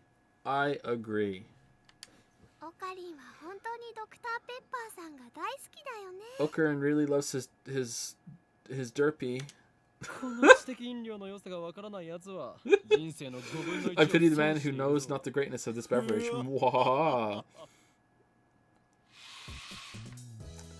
Step through the curtain dividing its center and you'll enter the heart of the Future Gadget Laboratory, the development room. Just as the name implies, this is the room where we develop future gadgets. Needless to say, it is strictly off limits to outsiders. God, I hope we don't have to choose where we move around. Yes, I know this setup is cheap. I would much rather have an airlock than a curtain, but our research budget is already scraping the bottom of the barrel. Besides, what's important isn't money, it's ambition. I poked Daru and bid him follow me into the development room.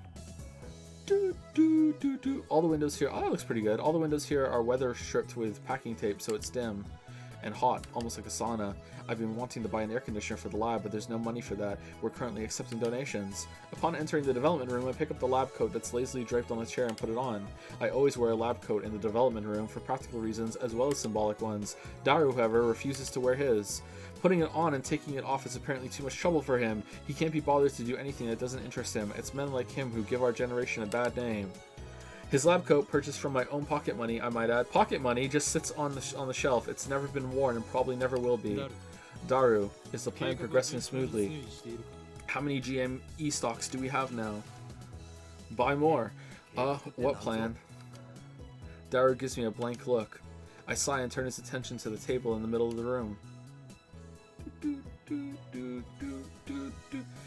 Sitting majestically on top of the table is a commercial-grade microwave oven. It's significantly larger than newer home models. A cooking appliance which heats food by bombarding it with microwaves, originally called the Radarange.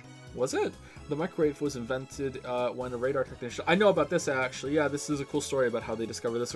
Radar technician accidentally discovered that electromagnetic waves could warm food. Afterwards, research continued, and the consumer appliance version was launched in America in 1947. It's actually a really good example of why, like, science is never really... clean, like, just like, funding science is a really good idea because it's like, oh, what the fuck kind of applications are we going to get out of that? We usually don't know. Like, there's a lot of, like, accidental ones that we stumble upon. It's pretty cool. It emits electromagnetic waves at a frequency of 2.45 gigahertz. This is a special frequency known as ISM band, which is also used by wireless LAN devices. Consumer grade output is around 500 to 1000 watts, and commercial grade output is around 1500 to 2000 watts. Why are they saying that? The plan, as in the plan. Obviously, I'm talking about perfecting gadget number 8. Oh, that. How was I supposed to know what you meant? We know each other for what, 3 years now? We went to high school together, and now we're going to the same university. We share an inseparable bond, like prison cellmates. He's only been a lab member for 2 months, though. We were in different classes junior year, and actually we didn't talk at all, so 2 years? Damn, if we hadn't sat next to each other, we would never have been here. Boom. Butterfly effect details. The point is we've known each other for a long time. I expect you to keep up with me here. Nen-O-P-E. Awkward silence. So, is he not even allowed? Does he just live here and he's just, like, just putting up with our shit sometimes? Man, all I wanted to do was have one of those cool cryptic conversations where we talk about plans and preparations and other important sounding stuff, but no one knows what it means except us. Shot down again. So, are we any closer to figuring out what's wrong with gadget number 8? The fuck is gadget number 8? Not yet. So far, the Future Gadget Laboratory has completed a total of 8 inventions. As explained to Alpaca Man, the last primary goal is to develop weapons for the war against the Dark Dominion led by the organization that rules the world from the shadows. At present, we haven't completed any inventions of that sort. On the contrary, we haven't even figured out what we should make. But along the way, we have managed to create some ingenious future-ish gadgets as a byproduct of our research. It is a fundamental truth of science that great inventions are often created by accident. In other words, serendipity.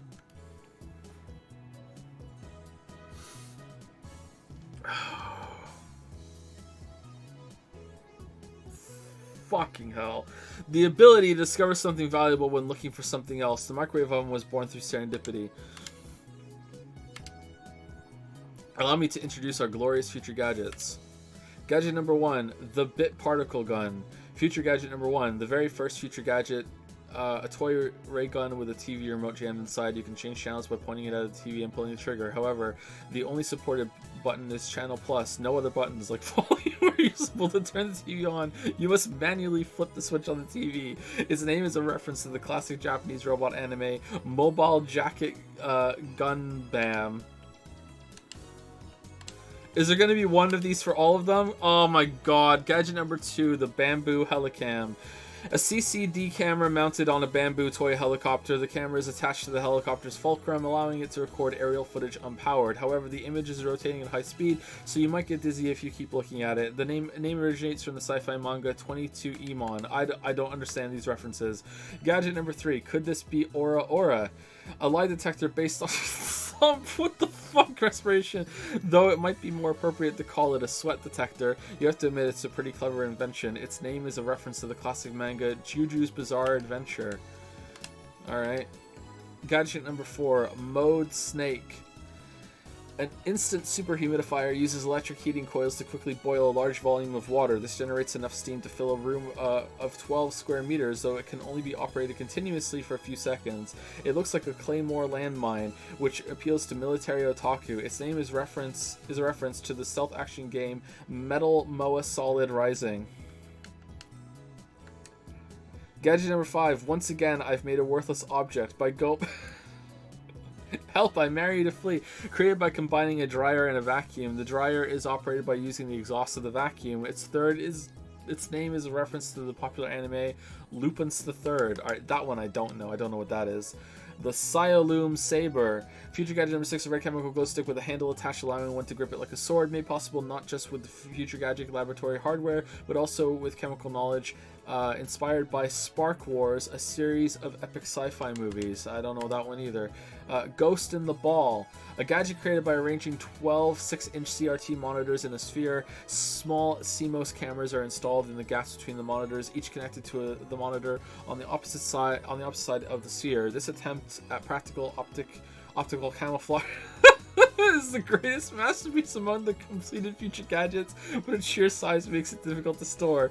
Its name is derived from the sci-fi manga Ghost in the Husk, which has an anime adaptation. Ghost in the Shell is all about viruses, right? Like a virus in your computer is like a ghost in the shell. That's what that means, right? Yeah. They can all be seen on the website Daru made, so feast your eyes upon the product of a mad scientist's genius.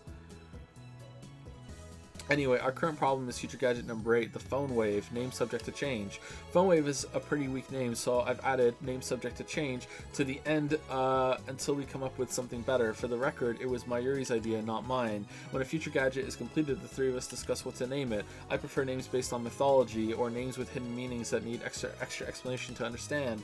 Daru thinks my naming style too ridiculous. He just doesn't have a passion for words like I do. Mayuri can't be bothered to remember difficult names. She says they don't fit in her head, and so our opinions on gadget names are always split. But I digress. The Phone Wave, name subject to change, is in short a remote-controlled microwave. Okay, so is that what we heard when we went to that lobby, or is that like something to do with the weird phone thing that we got? Did we accidentally make a fucking time machine? Like what the fuck is this thing? Those numbers there kind of the cylinders kind of look like what happened when everyone disappeared. You put food into the microwave before you leave. Then you, on your way back, call the attached cell phone to start the heating process. Voila, hot food ready for your arrival. So it's basically a piece of junk. A few days ago, however, we discovered that the phone wave, named subject to change, has a second unintended capability. It can time travel. Our brave, or possibly just ditzy Mayuri, had made it her daily routine to heat some frozen fried chicken by remote control. Long story short, she was defrosting her beloved juicy chicken number 1 as usual when the unexpected happened. If a fucking chicken came out of the microwave, the chicken came out more frozen than when she put it in. The microwave refroze the chicken. Okay, yeah. Congrats, you accidentally made a time machine. Since then, Daru and I have been searching for the cause. Alright, make a big one and go in. And then make it like a slightly smaller one and put that one in it too. We tried copying what my Yoshi. Okay, when did this come out? Steins Gate. 2011? Oh, this is the anime. 2009. And when did Primer come out? 2004. Yeah, okay, Steins Gate. I see you. I see you, bro. We tried copying what Mayushi did, but we can't just reproduce the freezing phenomenon. And when we tried to freeze a banana, it turned out really weird. I just don't get it. Daru, now looking completely fed up with the heat, starts fanning himself with his shirt. I know what he means by really weird. Let's see if we can't make it happen again. Mayuri, bring forth the bananas. Are you gonna turn them into gel bananas again? What? That's been bugging me, Mayushi. Can you stop calling them gel bananas? But gel bananas are gel bananas. What the fuck is a gel bananas? I take the bananas from Mayuri and stick the whole bunch into the phone wave. Name subject to change. Why'd you have to use the whole bunch? It's a waste of food. Dude, your stinginess could cost us the battle with the organization. Is that a can of 7-Up on? Oh, it's 9-Up. Okay. That's fine with me. Mayushi always buys the bananas, and now Mayushi can't eat a single one. Oh, give her a banana! You don't need to put the whole bunch in. Next time I'll only do one banana. But I already put the whole bunch in, so I ignore her hungry complaints. The phone wave, name subject to change, is simple to use. It's a microwave with a phone taped on. The number is already in my address book. I just need to call the phone wave. Now where did I put my phone? I check my pants and coat pockets. Now where did I put my phone? I check my pants and coat pockets. Now where did I put my phone? I check my pants and coat pockets. To bring up the phone, click the date at the top of the left corner or press the phone trigger button. To use it to call the phone wave, name subject to change. You can check the contents using the help button system. Alright, it was B, wasn't it? No, how the fuck did I call the phone last time when I picked up the controller? R1? Right trigger? Oh, I accidentally hit the trigger last time then. Alright, right trigger. Alright, so we can change that. Set call ringtone.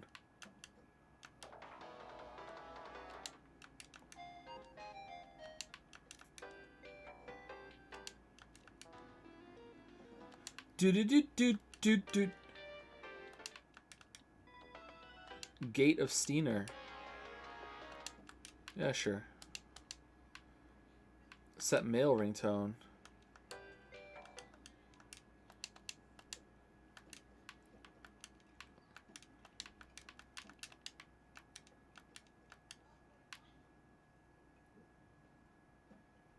All right.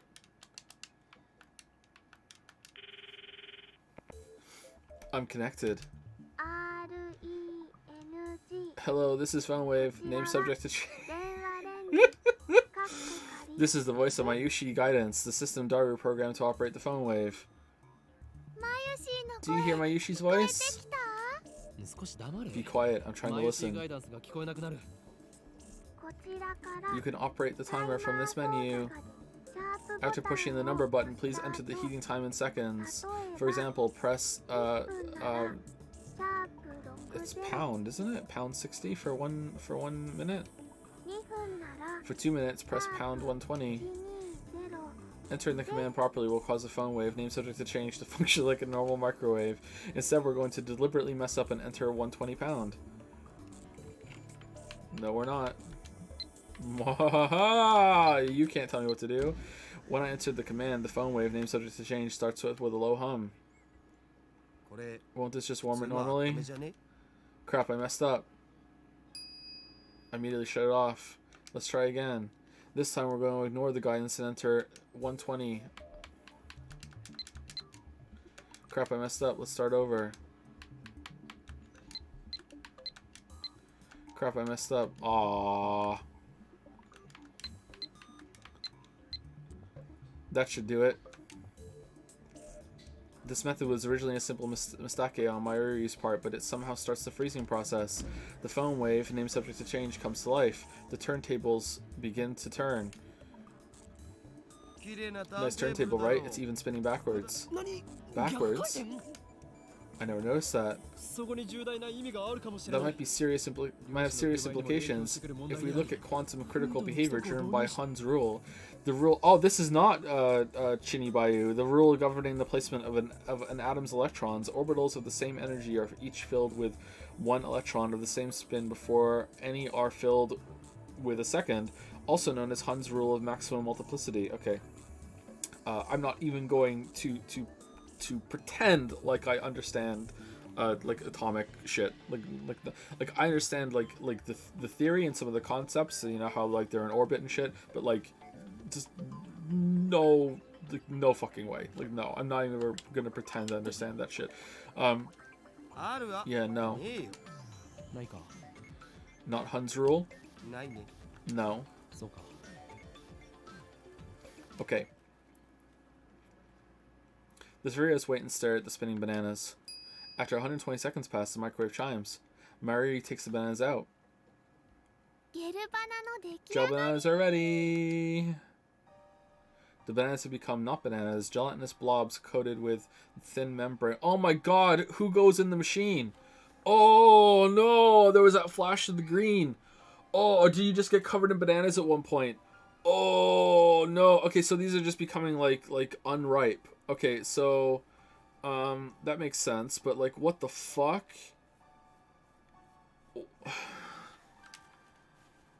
After Mayuri discovered that the phone wave, named subject to change, had a freezing function, we attempted to freeze a bunch of bananas. This is what happened. It just gets more confusing each time. Daru, you wouldn't mind eating one of these, would you? Of course you wouldn't. It's for science. Your sacrifice will forever be remembered. Okay, at the risk of saying something stupid, how have they not realized what they have? Like, really? They look really nasty. The taste doesn't matter. What matters is that you eat it. So come on, Daru. No need to be shy. Break a leg or a stomach and go for it. No way. Fine, Mayuri. The honor shall be yours. But gel bananas are all goopy, droopy, soft, and squishy. Wait, she already tried one? It had no flavor and wasn't tasty at all. Goopy, droopy, soft, and squishy. Daru, what do you think? Soft and squishy bananas, huh? Soft and squishy banana. Mayushi, say your banana's all soft and squishy for me. Nice nosebleed, bro. Daru-kun, your nose is bleeding. Please just say it. Don't say it. Don't say it. Your banana's all soft and... Don't make her say that, you perv. Daru retreats after I hit him with a tissue box. Mayuri looks at us with an innocent smile. She doesn't get it, obviously. I think she does. Anyway. They're gelatinous, a semi-solid state of matter. In other words, there is a possibility that the intermolecular bonds were weakened. What could have partially liquefied the bananas? I've got it. I turn to the whiteboard and write freezing in the middle, then I cross it out and slap the board with my hand. And then Sai slaps the desk. What we thought was a freezing function is actually something else. A bold statement if I do say so myself, so why isn't anyone surprised? Now's the time to shout.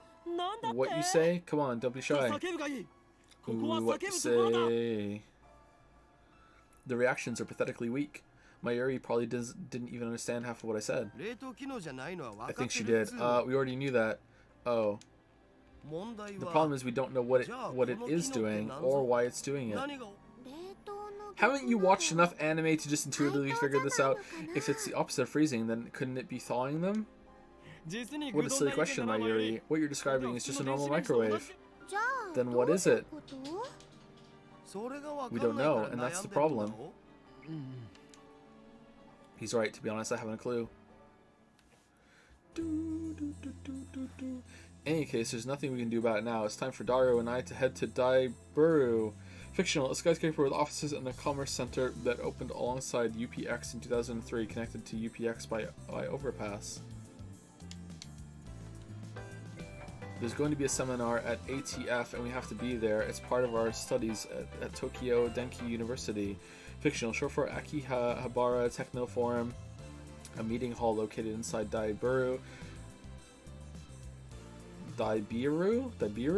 Several universities and research institutions hold special seminars here. You know, I'm really sad about dropping my UPA. It's worse than last year when I missed buying Fatty Guro Froggy. Why are they blue? Reply. I feel your pain. That thing was worth a fortune. Our precious research funds. Ors. You know, I'm really sad. Oh.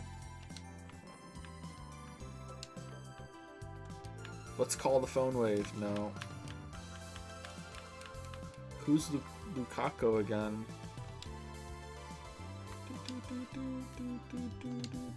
Oh, we're 2 hours. I can pee. All right, be back in 5 minutes. Enjoy the music.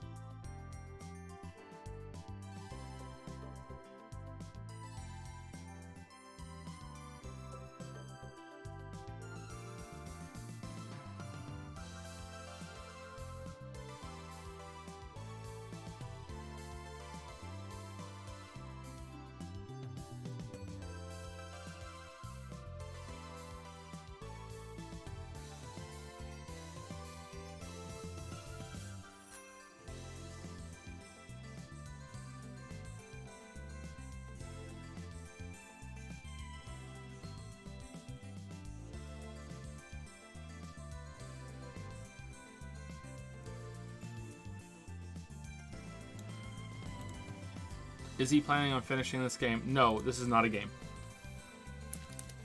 We're gonna read all of it though. It looks like, yeah. This is going okay so far. Oh, 1 second, sorry.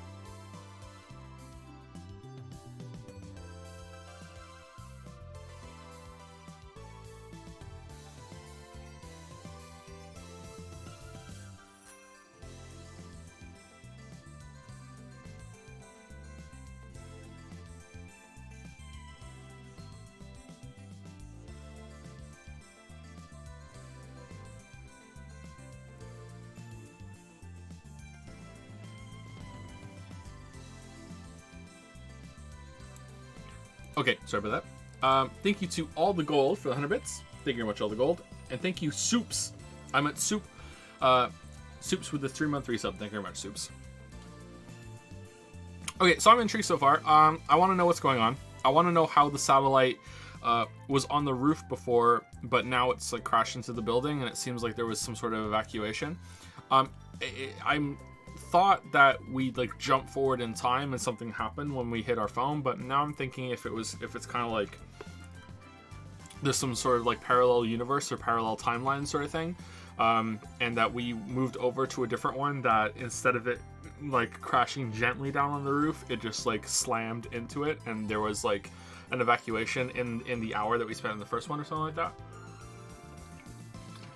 But there's definitely something to do with the phone, that when we used the phone, it triggered something. But I don't know how that works. Like, I don't think that we can text the machine, or the machine that we made has that capability, but there's some sort of link with it somewhere. Like, it's gotta be. There's going to be a seminar at ATF where we have to be there. Can I look at my phone? Yeah, who are we sending a text to? Weren't we sending a text to Taro? Daru. We were sending a text to Daru, weren't we? And then as soon as we hit the button, like, did we hit a ROM button? Was there something else from like... There was definitely another version of us there talking to Maki. So did they bring something that caused an interaction with our phone somehow, or something to do with the like, I want to send another text message. It was fine when it was to Mayuri. All right, I'm very interested to see where it goes, but like, so far this is I already said the name of the movie. It has some similarities with the movie Primer, which is probably my favorite time travel movie. My favorite time travel media is probably Dark now, I think. Like, I really enjoyed Dark, and I watched that recently. I'd like to watch it again. Dark is not perfect. Dark has some problems, but I really, really like Dark. Like, it's very moody, lot of style, pretty good. Dark is really great. Also, you have to read it. It got subtitles, so you'll be right at home. There's going to be a seminar at ATF, and we have to be there. It's part of our studies at Tokyo Denki University. Summer credits, basically, we have to attend the seminar and write a report. Come to think of it, what's today's seminar about again? I looked it up before the summer holiday began. I should have written it down. Behind me is the large unidentified object that crashed into a building near Akiba Bar Station. I'm sorry, I can't say that very well. I don't know why. Sometimes I'm fine, sometimes I'm not. The building is under police barricade. No one is allowed to approach, but from a distance, the object appears to be some kind of satellite. As we cross the overpass that connects UPX and Daiburi, I look down to the... It's Daibiru, not Daiburi. Daibiru. I look down to see a huge crowd of people moving through the plaza. If you are a new viewer, by the way, or if you are a newer viewer, if you joined like after like the Persona 4 thing, I am legitimately kind of dyslexic, just a little bit when it comes to reading. It might just be that when I get really tired, and I'm always tired because I'm also narcoleptic. I have trouble keeping lines of text on the same kind of plane. Often the two lines that are together will smash together with me, and I'll read something like, "As we cross the overpass that through the UPX Plaza," like that sort of thing happens to me a lot. So if I do stumble, and you might think to yourself, "Was Joe like dyslexic or something?" Like I kind of am. So yeah, that's something I learned somewhat recently, actually. So just bear with that. If I make a mistake, I usually catch it. There are even some garishly dressed young men and women, the sort you don't usually see around Akiba. Everyone is walking towards the main street, which is still cordoned off. Daru, aren't you going to check out Radikan? No point, can't get close. I've been following the news online though. There's already 100 threads about it on Reddit. It's huge, man. Oh, so that's why he was staring at his phone earlier. We enter Daiburu and take the elevator to the 5th floor ATF Assembly Hall. Man, feel that AC, I'm alive. Unlike the lab, Daiburu has air conditioning, yet another reason for our diligent participation in the seminar. About the phone wave, name subject to change, I might have found our answer. You know, that name subject to change thing is really annoying. I think it's endearing and funny.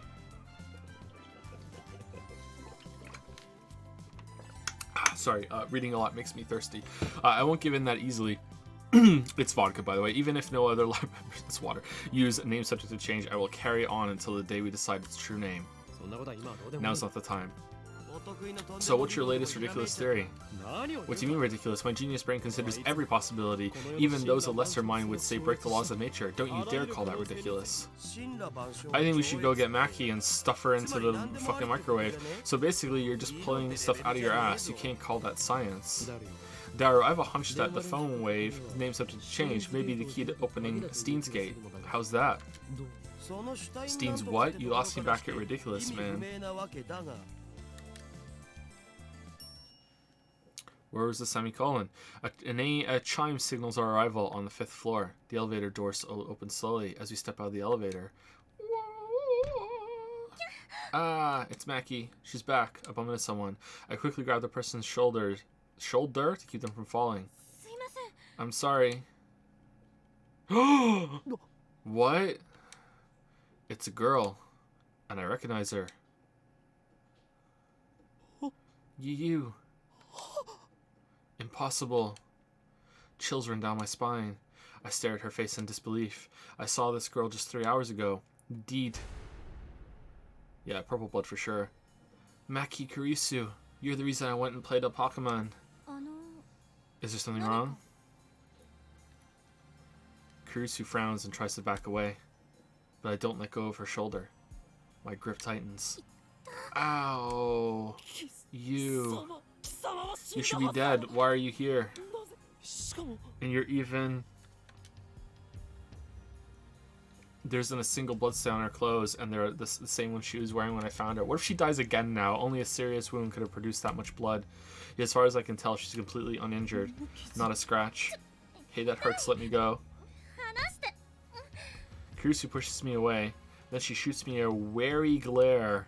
A glary. I realize that I'm gaping in disbelief. What's wrong with you? You're okay, but that's impossible. Someone stabbed you. I saw you lying in a pool of blood. That's impossible. That again? Daru interrupts. Wait, there's something strange about what he just said.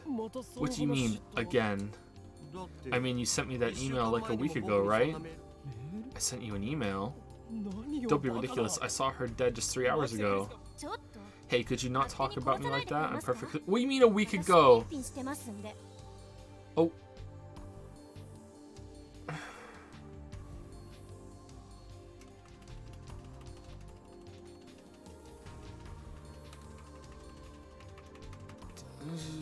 Did the machine send it back a week, so he got it a week before we even went there, or has a week passed and he doesn't realize it? Hey, could you not talk to me like that? I'm perfectly fine. You know, that message was kind of weird. It was dated a week after I got it, which means it came from the future. Oh, what the How the fuck does that work? It came from the future. That sounds like something you'd read on the internet, Daru. It's rare for you to talk about ridiculous theories. Yeah, and for some reason it was super weird. I never brought it up to you. No, the date was definitely a week later. It came from the 28th. Wait, that's today. Daru pulls out his phone and shows it to me. He's right, the email was sent from my phone. You received it on July 21st at 12:56, but it was sent on July 28th at 12:54. It was split into 3 mails. It took 2 minutes? Someone stab. But Maki, Yurusu, don't. Why'd I send such a short message in 3 parts? And it looks like the 3rd email got cut off. I do recognize the content, though. That's weird. This is the email I sent you 3 hours ago. But I sent 1 mail, not 3, and there should be more text. Did Daru really get this a week ago? Interesting. Suddenly, Kurusu is standing next to me, peering intently at the screen of Daru's phone. Shouldn't we have a record of that?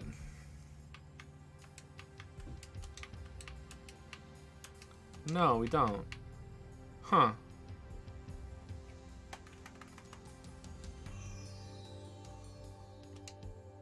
Like, shouldn't we be able to show him the one that we sent? Like...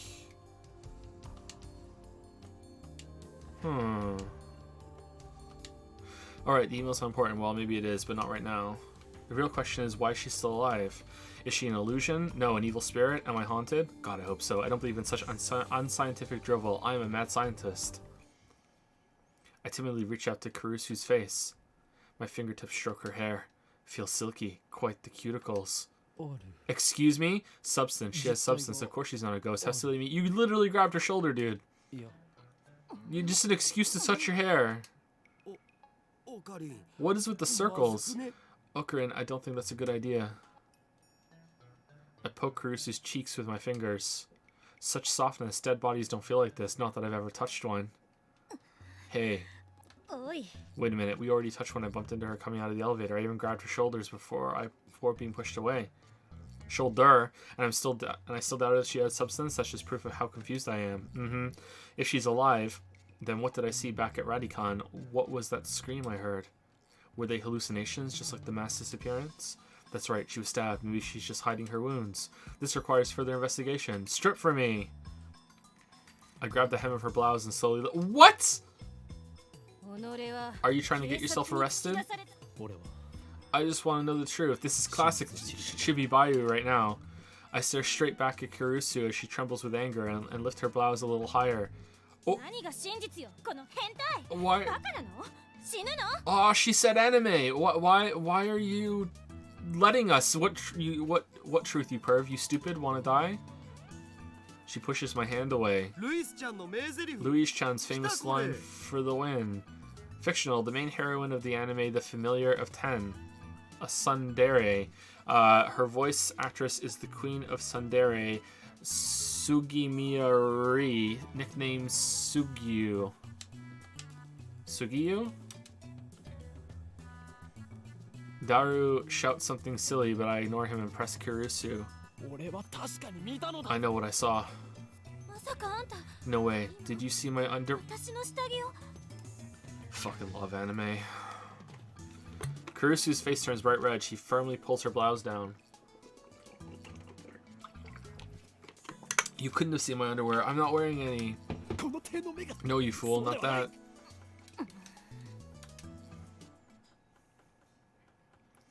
Earlier this afternoon, after Dr. Nakibachi's...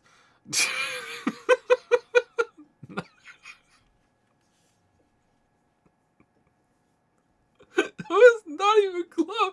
Nakabachi's presentation. Someone killed Maki and left her in a pool of blood. I carefully explained everything that I saw. Wait, Dr. Nakabachi? What are you talking about, Okarin? Dr. Nakabachi's presentation was cancelled.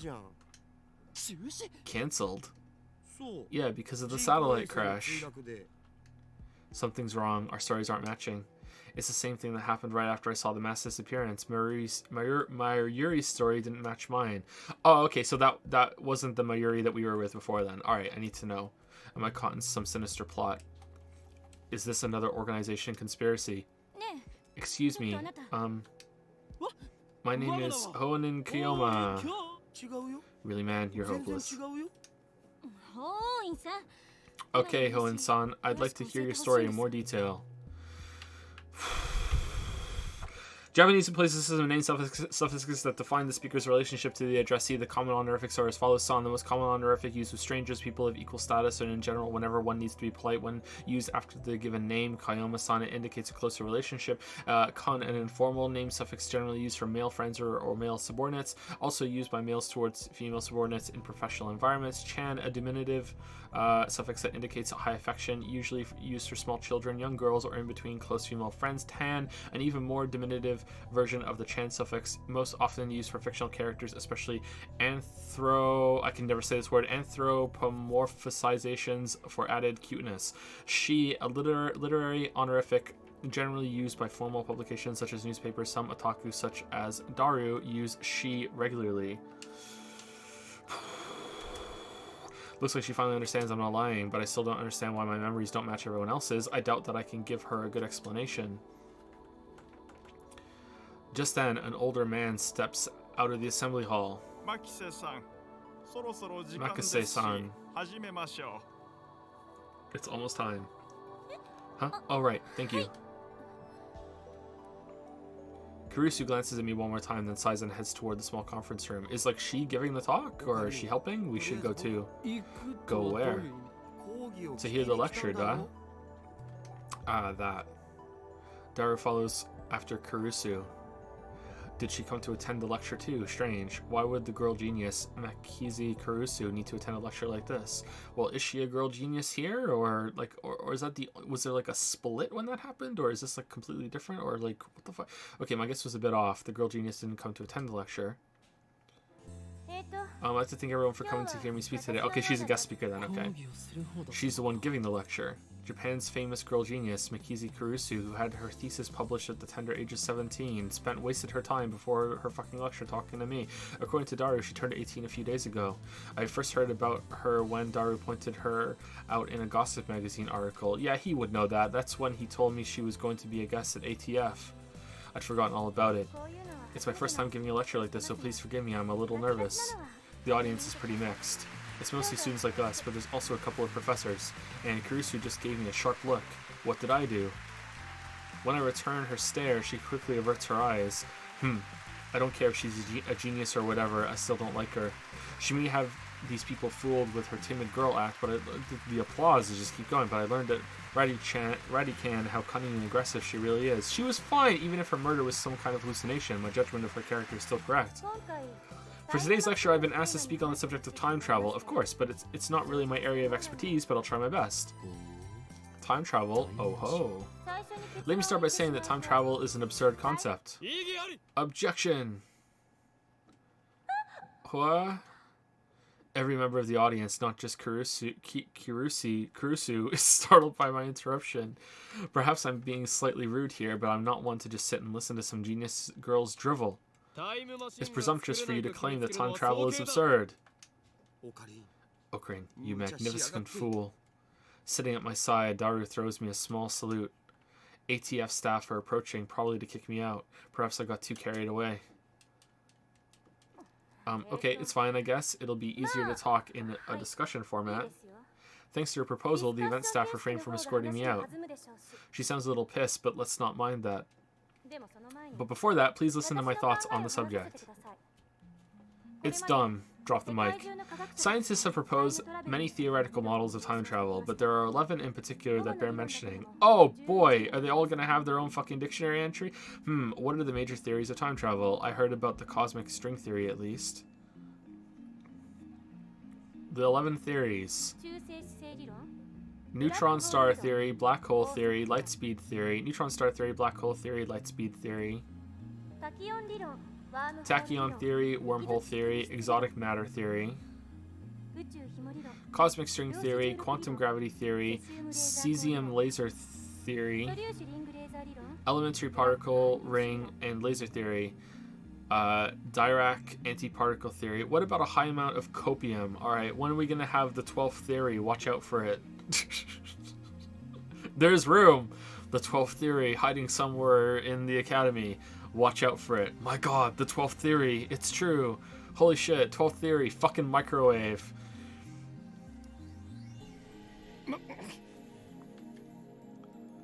Not bad. Perhaps Maki Kurusu is a worthy rival after all. However, all of these models are purely theoretical. Some of them even contradict each other. Well, what if someone comes up with a 12th model? Yeah, there we go. Yeah, damn, back on our bullshit. Right, well. It could be contradicted by the 13th model now, couldn't it? Oh, we're up to 13! Oh man, 13 Sentinels. Alright, where's the 14th one? Damn, she twisted my question and used it against me. Touche, genius girl. Suddenly, I feel eyes on me. Some puffed up professors that give me hard looks from across the room. Maybe I got too carried away. I don't want to risk losing my credits. I should back off for now. By the way, time travel to the future is available to us right now, according to... Oh, okay. So it's not Steins Gate for no reason. It's named after Albert Einstein. Okay, so it's Einstein's Gate. All right, special theory of relativity. First of both Einstein's special theory of relativity, published in 1905, and his general theory of relativity. Do you know how long I've been waiting for his name to show up so I can drop the mispronunciation? I thought it was going to happen much sooner. God damn it. His general theory of relativity, published in 1916, represented by the famous equation E equals mc squared. The special theory of relativity is defined by the following axioms. Objects cannot travel faster than the speed of light. I like the word axiom. As velocity approaches the speed of light, the passage of time approaches zero. As velocity approaches the speed of light, length approaches zero. As velocity approaches the speed of light, mass approaches infinity. The general theory of relativity adds the following axioms. In the presence of large gravitational fields, the passage of time slows down. In the presence of large gravitational fields, space curves. In the presence of large gravitational fields, mass increases. For example, let's say someone were to go to Haneda Airport and board a plane headed to Okinawa. Upon arrival, that person would be about 100 millionth of a second farther into the future than I am. What does that mean? Nothing. According to the special theory of relativity, time moves slower for objects as they approach the speed of light. For example, if you could run at near the speed of light, you could reach a point where time only moves half as fast for you. If you were to keep running at that speed for 24 hours, 48 hours would elapse in the rest of the world, meaning you would jump one day into the future. Understand, Hoen Kiyoma? Gah. Why are you singling me out? I'm doing my best to hold back, but it looks like Maki Kurusu wants to pick a fight. Are those times right? I thought it was even more than that. I didn't think if you could somehow move at the speed of light, I thought it would be a lot slower than that. Is it really like 1 to 2 or? I wish she had, or was that just an example that she was going with? I wish she hadn't said that name in front of so many people. It's too great a risk to let others know my true name, but it's not really time travel, is it? Now, Professor calmly makes an objection. True, Maki Kurusu's example isn't strictly time travel per se, but I never expected an older man, a professor at that, to refute an 18-year-old girl. Maybe he's just testing the genius girl's resilience. Yes, you're right. The genius girl readily concedes the point.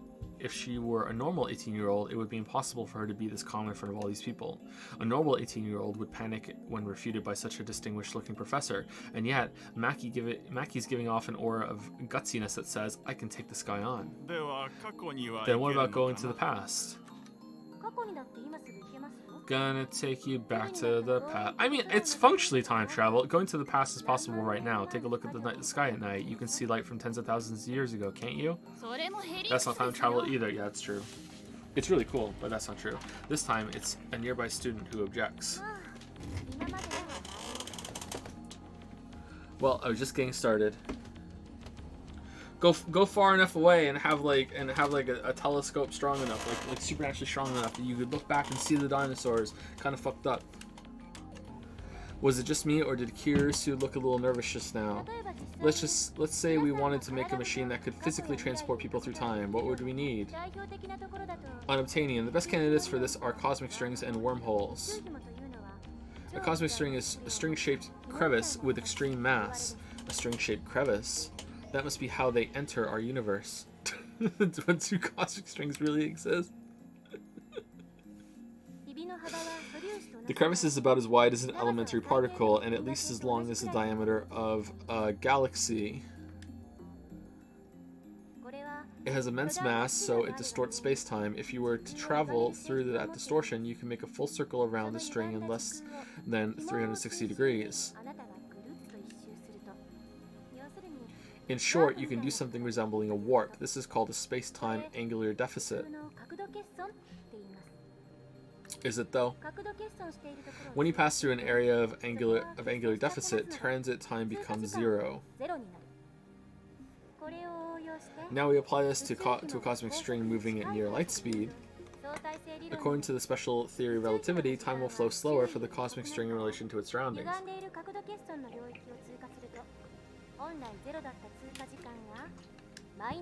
Therefore, passing through the area of angular deficit would cause the transit time to become negative instead of 0.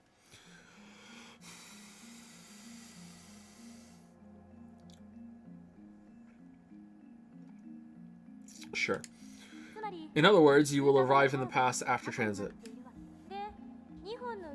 Wouldn't you just blow up? If you use two cosmic strings, you can do a space deficit jump. If you loop back to your original location, you can return to the same time you started revolving and kill yourself, and that, roughly speaking, is time travel by means of cosmic strings. In physics, the theory that all matter in the universe is composed of strings, the vibrations of which manifest as elementary particles. This theory, which posits 11 dimensions, is currently impossible to prove experimentally. However, it is said that if this theory is proven, it will explain all phenomena from the birth and scope of the universe on the macro level to elementary particles like quarks on the micro level. I think I read recently that like Einstein, everything that Einstein is known for, he discovered quite early in his life compared to like the image that a lot of people have of Einstein, and then he spent the rest of his life pursuing something that would explain everything more uniformly, and he just never quite got there. Some people even propose that he wasted the rest of his life. I don't think that's true. I think the book that I read about that actually refuted that and said no, not really. But it's some people do argue that he never reached that level of achievement again, and he was just kind of on like a fool's errand after that for the rest of his life.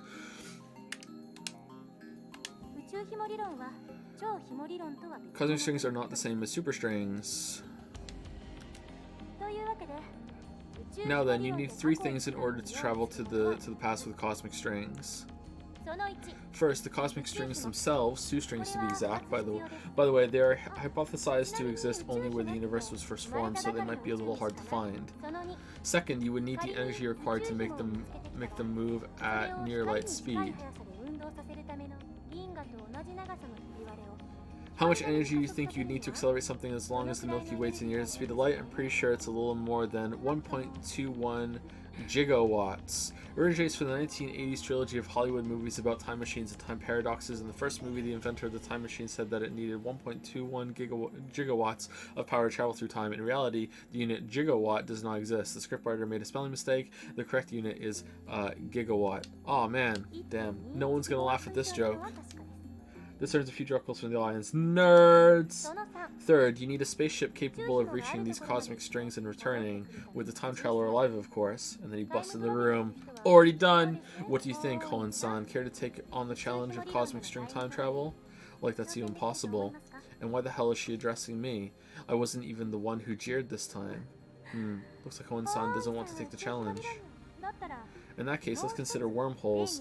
They may be a little more realistic than cosmic strings. Well, there's no way that fucking rinky-dink satellite made a trip like that. Like, there's no fucking way. By the way, Hoenn-san, do you know what wormholes are? Yeah, they're like when you dig in the garden. No, don't ask me. I'm trying to hold back here. Since I've been challenged, though, I can't leave the question unanswered. It's like a shortcut through space, right?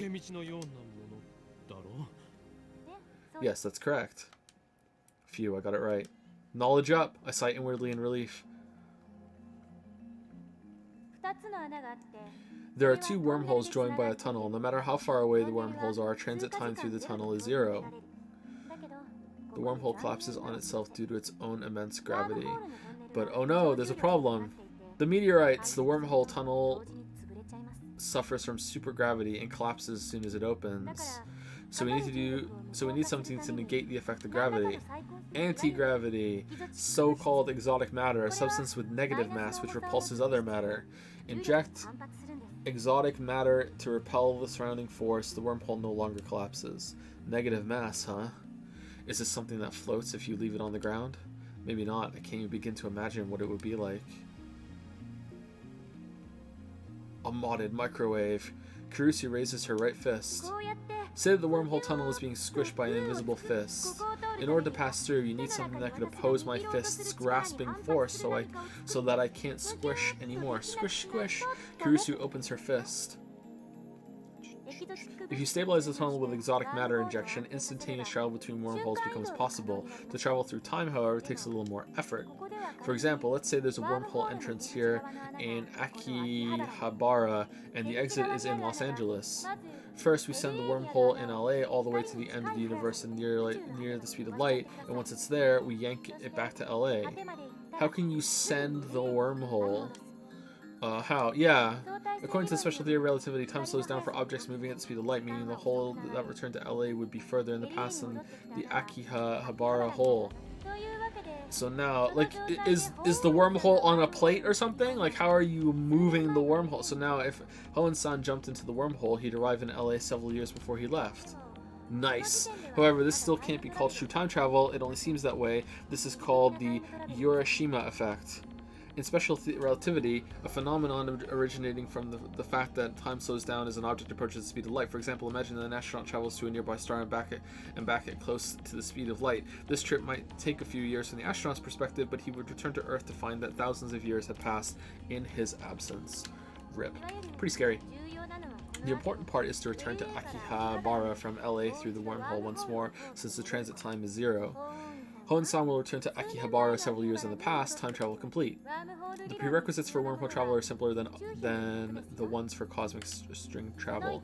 First, the wormhole itself, they may exist somewhere in the universe, but nobody has ever seen one. Yeah, so like in this, you can only go back in time as far as when the wormhole is first created under this, right? So in order to be able to go any further back than the creation of it, you would have to find one that naturally occurred. I think there was like a webcomic that did something like that I read. Second, the energy required to move a wormhole to the end of the universe and back at near light speed. Third, exotic matter, which by the way has not been confirmed to exist. So implementation of either one would require a ridiculous amount of effort. Now, do you see what I meant when I said that time travel is an absurd concept? I mean, it's just a matter of time, if you ask me. Time travel theories are all just thought experiments. Not one of them can create a viable time machine. That is my answer. Drop the mic. Is there anything simpler, like something you can pull out of a drawer and just use or something? That's like kind of shaped like a microwave? I'm afraid not.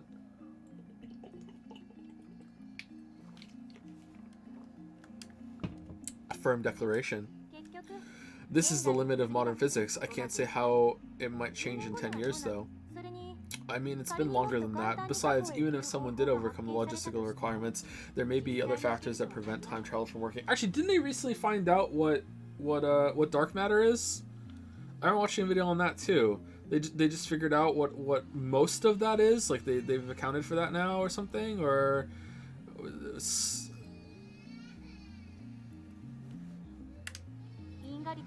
No, I'm pretty sure I watched a video that explained that. That they said that they've figured that out, or they have like a pretty good theory of it. Like it's all theoretical, but like it's like science theory instead of like a Veracitium videos. I think that's the one, and he spoke about something like that. That maybe it wasn't dark matter, maybe it was something else. It was some pretty big discovery though on that level.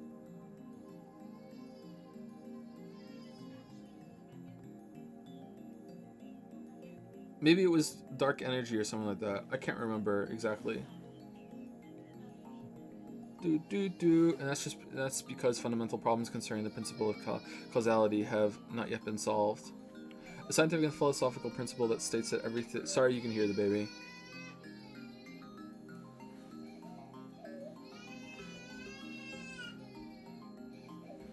One second.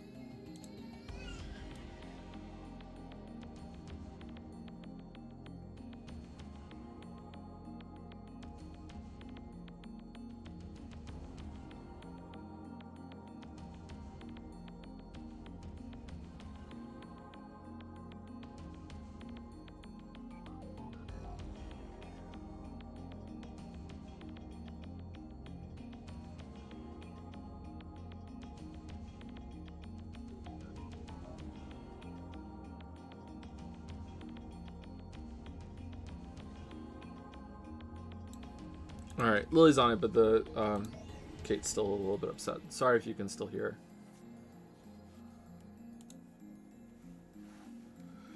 her. Did we read this? A scientific and philosophical principle that states that every event has a cause, and it is by that cause that an effect is produced. The theory of relativity is founded upon this principle. However, quantum physicists have observed microscale phenomena that do not appear to obey the principle of causality.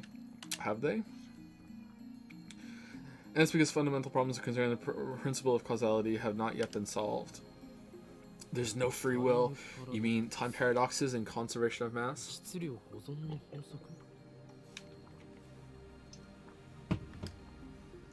The mass of the entire universe is constant. If a time machine traveled from the future to the past, there would suddenly be the extra mass of the time machine and its pilot in the past. I remember reading in a book, not a terribly reputable book, but still, that such a violation of mass conservation would put the universe in danger. It didn't say what kind of danger, though.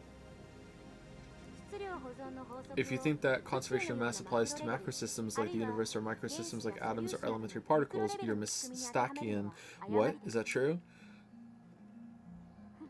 Heh. She's laughing at my reaction. That little... Gah, how mortifying. Conservation of mass only applies to chemical reactions. It doesn't hold in modern physics at all. Something can come from nothing.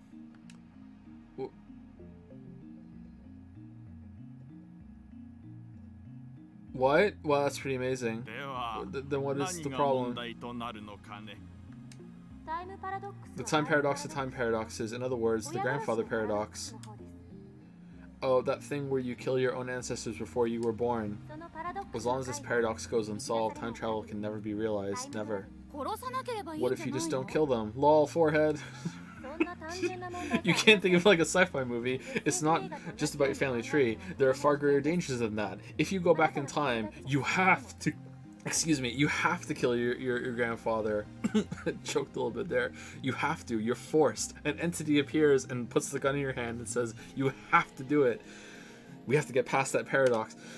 Really, it doesn't seem that dangerous.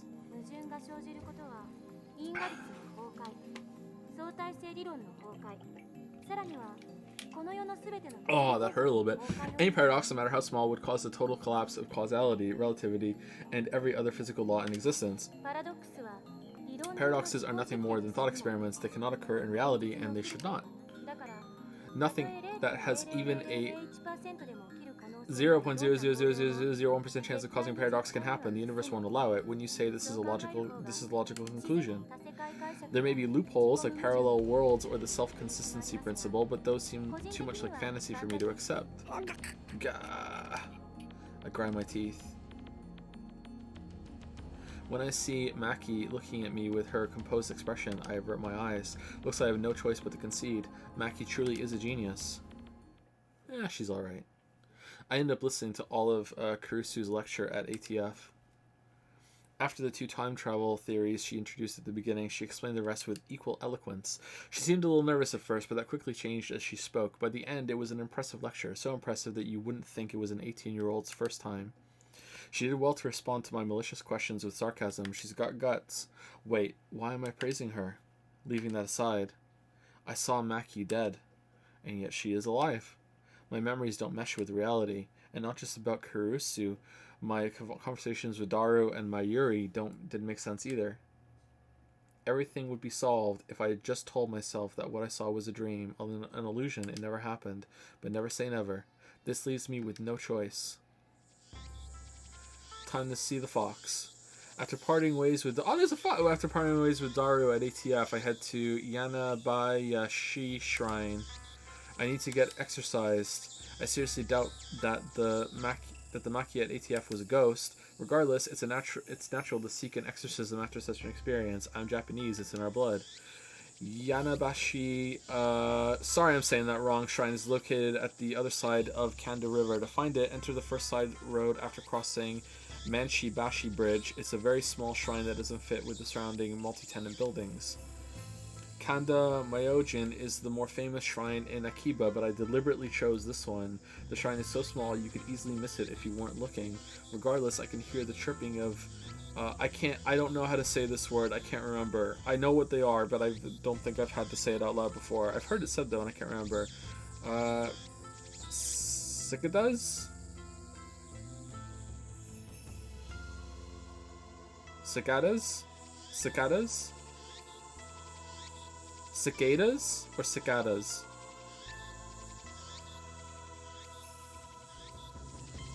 Cicadas? Cicadas from the few trees growing here. How the fuck are you here? It's Okarin. There are two girls standing in front of the main building. One of them is Mayuri.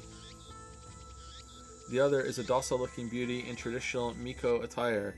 Shrine maidens, priestesses in the Shinto religion. Miko typically dress in a white kimono with a red hakama or skirt. Their role is to assist priests with performing rituals and events. Urushibaru Luka, a stunning example of feminine charm and grace. Lips delicate like cherry blossoms in bloom. The essence of Japanese beauty. The chief priest's son. That's right, son. Lovely in every way, but he's a guy. Good afternoon, Okabe-san. I am sure this is going to be handled with all of the maturity and grace that it deserves. Let's hope it does, actually. He bows his head. The voice of a girl, the mannerisms of a girl. More feminine than any girl I know. But he's a guy. Taller than Mayuri, yet oh so slender. But he's a guy. Looking stunning in Miko robes. But he's a guy. Holding a bamboo broom, apparently in the middle of cleaning. Please don't say it again. But he's a guy. But he's a guy! It's almost evening, yet still hot as hell outside. But he's a guy! Damn cicadas won't shut up. But he's a guy! 'Cause it's a game! Lukako, that blade I gave you, what happened to it? He's a friend of mine. I call him Lukako. We met when I rescued him from some aggressive photographs in Akiba's pedestrian heaven. Some neighborhoods of Tokyo, such as Akihabara, close major streets on busy shopping days. This effectively turns the street into one big sidewalk, facilitating pedestrian access. Alright, so he's a Genshin Impact character, okay. It also happens that Lukako and Mayuri are classmates. I learned that fact after I had gotten to know him. They kind of look similar to me. Are they siblings or just classmates? Lukako is taken aback by my sharp question. He starts fidgeting with a flushed face and tears in his eyes. You mean Demon Sword Samadari? Correct, I bought it for you so you could learn to control your power. What's happening? Oh yeah, you bought it at Bladeworks, right? I think you said it cost 980. Fictional, one of the several stores in Akihabara that sell replica weapons. Items include Japanese Sengoku period swords, European Middle Age swords, and knight armor. Don't say another word anymore and they will come to silence you. They're gonna silence me? Thanks for worrying about me, Okarin, but who are they? I ignore Mayuri's question. So, Lukako, are you making sure to practice with Samadari like I told you? Okay, are you like indoctrinated into our bullshit, or are you just like, you know, if I go along with it for long enough, Rintaro goes away? Like Like, what's going...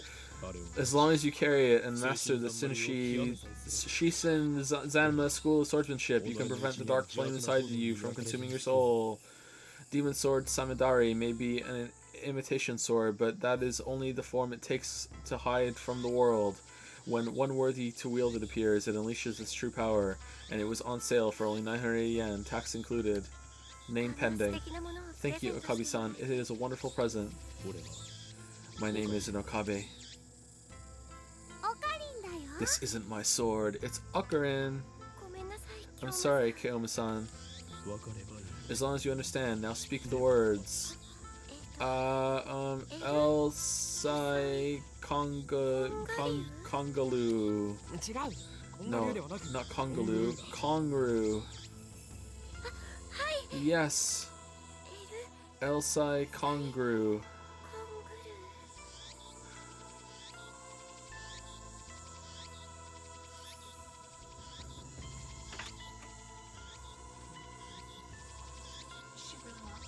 No, she's fine. No, go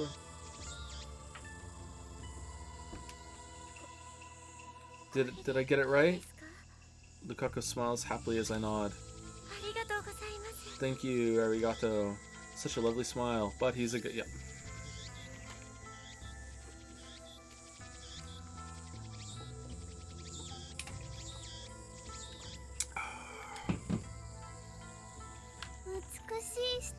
Such a beautiful master-disciple relationship. Mayushi's not a fujoshi, but she's getting a little excited. A term for female otaku with a particular interest in yaoi, or works of fiction that depict homosexual relationships between men, does not apply to female otaku in general. Oh, yeah, so she knows exactly what's going on, and yeah, okay. Maru-chan, please don't imagine such things. Jeez.